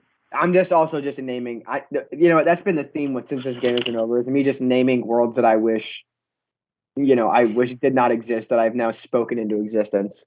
Right. There's a lot of a lot of guys who work baseball, big baseball media that have no business being there. Yeah, yeah. And the guys like Chris Rose who should be there, and then people are Dude. dumb. Well, okay. I'm gonna name some Chris Rose lore right now. But if anyone has seen BattleBots, I want this. I love that. Yes, He's electric dude, on BattleBots. yes. I love BattleBots. What I love about Chris Rose is I don't know how much he even knows about BattleBots. He may have just accepted the DM to like do it or like reply to the email because he was like, "This sounds like a fun weekend," and like He's done it for several years. right. Sure. I know, but that's what I'm saying. I don't know how it started. Like maybe he did it the first year because it was like, oh, this sounds like a cool thing that like I'll go try out. I don't really know what it's about because the way that he announces it is with his whole chest. Like, oh yeah, it's so good. It is like I think he likes it more than he likes baseball. Honestly, it is so good, and I just love BattleBots. This is just a shout out Chris Rose era. That's what we're on. True. There was a point in time where I was watching BattleBots for like a week straight. Just that's all I would watch. Like, cause I was back home and like my parents, they had like actual TV, and I was able to like stream it, and I'm like, oh, this is electric. I love this. Like, it was so good. I watch clips now on YouTube like all the time. I got into the. I need to start watching that live, man. If Discovery, I don't have Discovery Plus. Neither do I. I might look into that streaming service. If my parents' cable provides it for free, I might be. You know what? What time do I don't have work till 9 a.m. tomorrow. I got a good like couple hours. I could stream a little BattleBots greatest hits if it's. You can just look it up on YouTube, and there's like plenty of videos and stuff, dude. That might be my night. I was reading through Rose's wiki, dude. He announced on December 11th that MLB Network didn't pick up his contract next year. It was like last show 12 days later. That's no send off. Yeah. What did they do to that man? They did him dirty. I'll tell you what. Like ridiculous. It's just ridiculous. But now BattleBots is electric though. Who? How much BattleBots do you watch? That's my next question. I've seen probably like 3 or 4 years worth total. Okay, so you know a few bots. You know like the big ones. You know like the tombstones. Like yeah. Like we're talking like Hall of Fame. All time. It's on Hulu. Is it? It says it's available on Hulu. Please don't be like you have to have the balance like added package. I hope not. You rat bastards! It is. Boo. I hate when you Google a show, and they do that. Did you know this thing is BattleBots is 20 years old? Yeah, it's super old, dude. I didn't know it had so much lore. It does. My favorite BattleBot is, I don't know if you know, if you've seen like 3 or 4 years, you might know it. It's Huge. I don't know if you know the bot. I don't know if I know it officially. I know from last year my favorite was Big Dill. Just okay, I don't know that bot. It's exactly how you think it sounds. Is it a pickle? Yeah, colored like one. Okay. Actually, I think I might know. Little bit of pickle stuff. Also, just I like that they named him Big Dill and he wasn't super big. I do enjoy. I know Lockjaw also went crazy last year. Lockjaw's really good. I've seen some Lockjaw clips that I've really enjoyed. It's always fun to see like some of these teams. It's like one dude that like clearly spends too much time on this, but I'm like I appreciate that effort. And then they're going up against 2 like 11-year-olds who it's like, yeah, we like read Popular Mechanics and this seemed like a fun thing to do. And I'm like, I want you guys to win so bad. Like they're just the BattleBots lineup. I'm just gonna look it up. I'm rolling through the 2020 lineup, like trying to remember like stuff from last couple years. Oh my god, Sharko looked so sick last year. Sharko's pretty good. Was the 2020 season? I'm pretty sure Huge was on last season. So there's also Smee that really. Oh, I love Smee. Smee is so stupid. It doesn't work very well, but I love him. Do they Witch, not have also, Witch Doctor had. I do love the. the I Ray? love the costumes. Yeah, dude. Oh my Yeah, god, wait. Huge is on here. If you're looking, did you miss Huge? I might have here. Let me control F it. There we go. Oh yep. I remember Huge Love now. this spot. It's the I just eyes. think It's the eyes for me. the eyes are so good. He's up to no good. He's also like, I mean, he's like okay. He wins like half the time, like which is it's fine. Like he's not terrible. He's not fantastic, but Mhm. I love him. No, I'm trying to remember the first year this happened. There was, or like the 2015. Which one was it that I thought was like so sick? Huge's first year, I'll put this out. His first year, he got I think to the Sweet 16 before he lost Jeez, because no dude, one knew what to do with him. March Madness battle bots would go so It would hard. go dummy hard.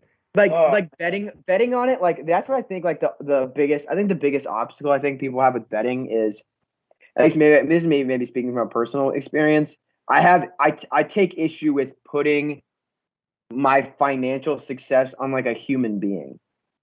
That's fair. Like I think that I have like a moral objection to it. It feels like bad faith. Like Yeah, I don't play in a fantasy league for money ever. It's like me and my very close friends, and we have a fantasy football league here for Diamond Digers. We're we getting gotta off the get ground. that started. Yeah. We'll Soon. probably. We gotta I get think we're soon. drafting soon-ish. I think Labor Day, right? Oh, are we? I don't know. That'd be like 3 days before the first game, which I think is. I think we should stream our draft live on Twitch. That would be absolute banger content. I think it would be really good. But like I think there's like a moral objection. Like I was born the day of a Kentucky Derby, and like betting on horse racing doesn't bother me because I do like betting on horse racing. because if you win, fantastic, and if you lose, it's like, well, I bet on an animal, so like how secure was that really? But I feel like you're not expecting to win the money, which is why I think BattleBots is the perfect sweet spot for that. I'm literally just describing the plot of Real Steel. Like this is literally what happened in Real Electric Steel. movie. I might watch that tonight. It's a good movie. It's the first non X-Men movie I saw with Hugh Jackman in it, which I remember watching an interview for it, and that's when I had the like shit my pants realization that Hugh Jackman's Australian. Yeah, he is. Because every movie I'd seen him in was X-Men or Real Steel, where it's like, I'm gonna fight for this robot because I believe in this random boy that I have, or it was like, I'm Wolverine. And then they're like, hello, mate. Like, yeah, I love filming the movie. And you're like, whoa. Okay, so lightly, are you still on the BattleBots thing? I can get back to. I can tab Well, back. okay. Do you know Rusty? 2015. We're talking. No, 2020. Oh, I think 2020 was first year. Rusty. He looked like just this one guy. Looks like he made it in like a scrapyard or something. That's what I love. I love a good low budge. If you look at him, he looks low budge. Oh yeah, it was right. Yeah, right next to Rotator. This is the kind of dude where I'm like, I actively root for you to not win. I think you did not win. Yeah. Boo. I think he won like twice. No, I know. It's just the gold jacket, man. Like Rotator or Rusty? Hold on. Rotator. Oh no, I'm talking about Rusty. Oh, sorry. I was so lost. I was like, I do not remember Rotator. Rusty's won like twice. No, yeah. Rusty, if it's like I said, 2 games, 2 matches. If it's one dude who looks like he spent far too much time on it, I want you to win. He doesn't even look like he spent he spent like 30 minutes on it. That's the best part. Really? To me, look at him? I'm looking at him right now. I'm saying like the look at his pose. He's stanced up. It's a power stance. Like, oh yeah, he knows he's got a winner. True, but also it's not like it's not. I've seen clips of Rusty before, and I love watching him because he's funny. Like he's just a funny little bot. He can take a beating though. Those are the best. He can take a beating. Robots that I love I love a good scrapper. Yeah. Oh yeah. Another good one. Son of Waiachi was pretty good for a while. Mm-hmm. And I might have to just like see how much Discovery Plus costs, so I can watch some BattleBots. Uppercut. Like, look at this is what I'm talking about. Scroll down to Uppercut. Look at this team. That is a group of high school sophomores that are friends. Yeah. Like, they scrapped together the money. They were like at Michael's getting the supplies. Yeah. They convinced someone in their hometown to let them. Yeah, someone's lawnmower broke down, and they were like, "Can we take the parts? Like, we'll give you like $10 for it." Oh, yeah. they're sponsored by a bunch of people. Yeah, They're sponsored by MIT Edgerton Center. yeah, because they're. I bet they're all going there. Probably. It's got a pretty good record. The dude on the far right, I love a good. Nothing says my IQ is minimum 190, like a cotton T-shirt tucked into jeans. Woo. Yeah.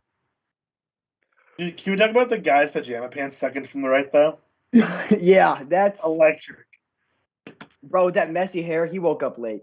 Oh, yeah, and he doesn't care, though. Oh my god, I have the hiccups again, man. Oh, they're just robotics engineers.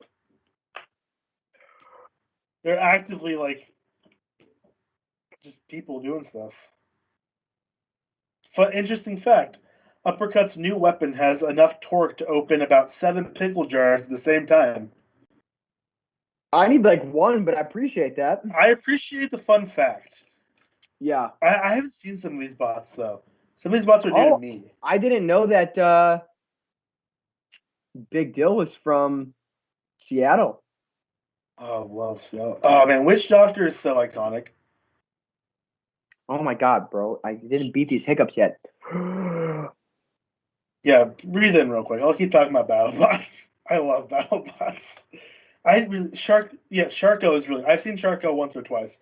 It's got some pretty legit stuff because like its main weapon is like the biter, but if it breaks down, its tail can do damage too. You just gotta spin it, so it's got a good like backup to do damage. I really appreciate that because a lot of other bots don't do that. You know, Captain Shredderator, OG on the scene, man. True. Is Tombstone not competing this year? Did he retire? Oh no, I missed it. No, he's right here. I just missed it. Let me look at Tombstone's record. Dude, this is what we need, man. Also, oh my god, bro. I need to like drink some water once you're done here. Wow, y'all really dude. Listen, we're talking about BattleBots. Anyone who's left, you're Placerville. Didn't know that. I know where that is. Anyway, also these have crazy win. Some of these have crazy win percentage. Witch Doctor's 2019 absurd. Like 88% all time, 77% win percentage, undefeated in 2016. I need to figuring him out though. He's only in 2020. He went 3-3. They're figuring him out. He's a legend, man. He's a legend. Oh yeah. I think they're probably all by KO, probably knocking him out of the arena. We got here because we're talking about Chris Rose, so at least we got here from a baseball topic, Peyton. That is true. Oh my God, Adam94 having a brutal season. I forgot how bad it's been. They're from India. I think they haven't been KO'd, but they've lost. They've been KO'd twice. They're 0-4. That's tough. I'm gonna go look at. I've seen Axolotl once or twice. They look pretty good. Holding my breath one last time. We're gonna try this. Beta also is interesting because they have just a weighted hammer instead of like an axe or something, and I've seen it do like it can do some damage, just not a lot.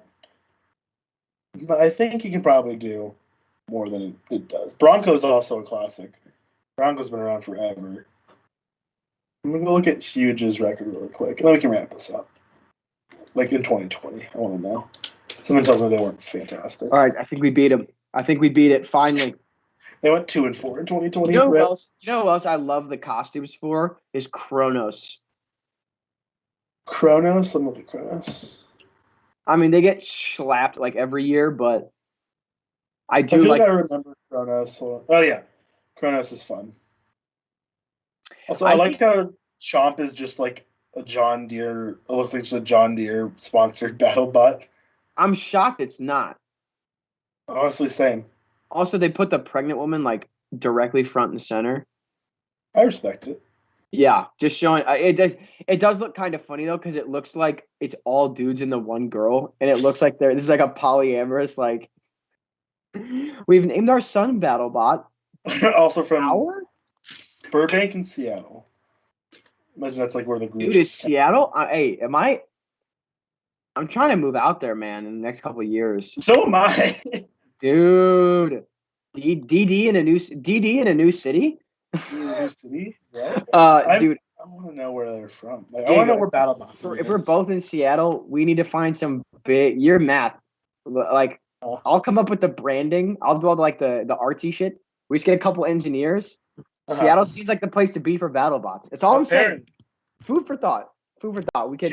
Where is BattleBots filmed? Can I go to BattleBots? Oh, I would. I want to know. I will. BattleBots 2021. Where is it? Tickets on sale. World Championship 2021. Hold on. When did it? Did it already happen? It probably already happened in 2021. 2020 happened. 2021 hasn't. It happens tomorrow. It starts What?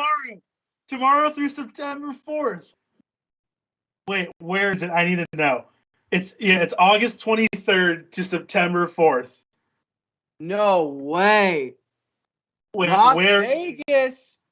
That makes sense. It's in Vegas. Viva Bot Vegas. I love that tagline. Caesars Entertainment Studios. Diego, what's the max price for tickets you could swing? I'll have to get to Vegas first. That's also fair. $40 to $200. I'd drop like a few I hundred bucks. I drop 40 to go to the event. I would say. I would easy. I'd easy drop for you to go to an event, to a BattleBots. Saturday, September 4th. General admission. One ticket is $40. It's pretty good. You could get a box suite. No way. What? Okay. Bring up to 8 people. Prominently seen on TV. Have your party occupy your box for all robot entrances during your session. Your entire party must be present to be seated. Please come together. Wow. This is crazy. That's sick. You basically, so they put all the suites like down in the front, so that way it's the people that are like the most hype. But it's you and up to 8 friends. So what's 200 divided by 9? That's what we should do next year. 200 divided by 9. If everybody, that's $22. Oh, my calculator's dead. $22. I did the math. 22. Diamond Digest goes to BattleBots. Oh my god. That would be electric, to say the least. We could meet Chris Rose. We could meet Chris Rose. And then we can interview Chris Rose. Yeah, dude. Oh my god. All right, we'll talk to Labs. We'll get this written off as a we'll get this funded. Yeah, we'll get this written off. GoFundMe. Send Diamond Digest to BattleBots. All right. There's only like 4 of us though. If there's anyone still watching and listening to our BattleBots talk, or just rewatching this on the VOD, if you're that interested in a GoFundMe, let us know. I am more than willing to beg on GoFundMe to go see BattleBots in 2022. I think I am also very willing. Yeah, we're willing to listen. We're willing to sell out for $200 tickets to BattleBots. All right, that's very much. That's the lesson learned. For Diego and myself, Carson, thank you guys for hanging out with us and watching our broadcast. And this was baseball. Go baseball. Go baseball. And go BattleBots, but also go baseball. And we'll see y'all next Sunday.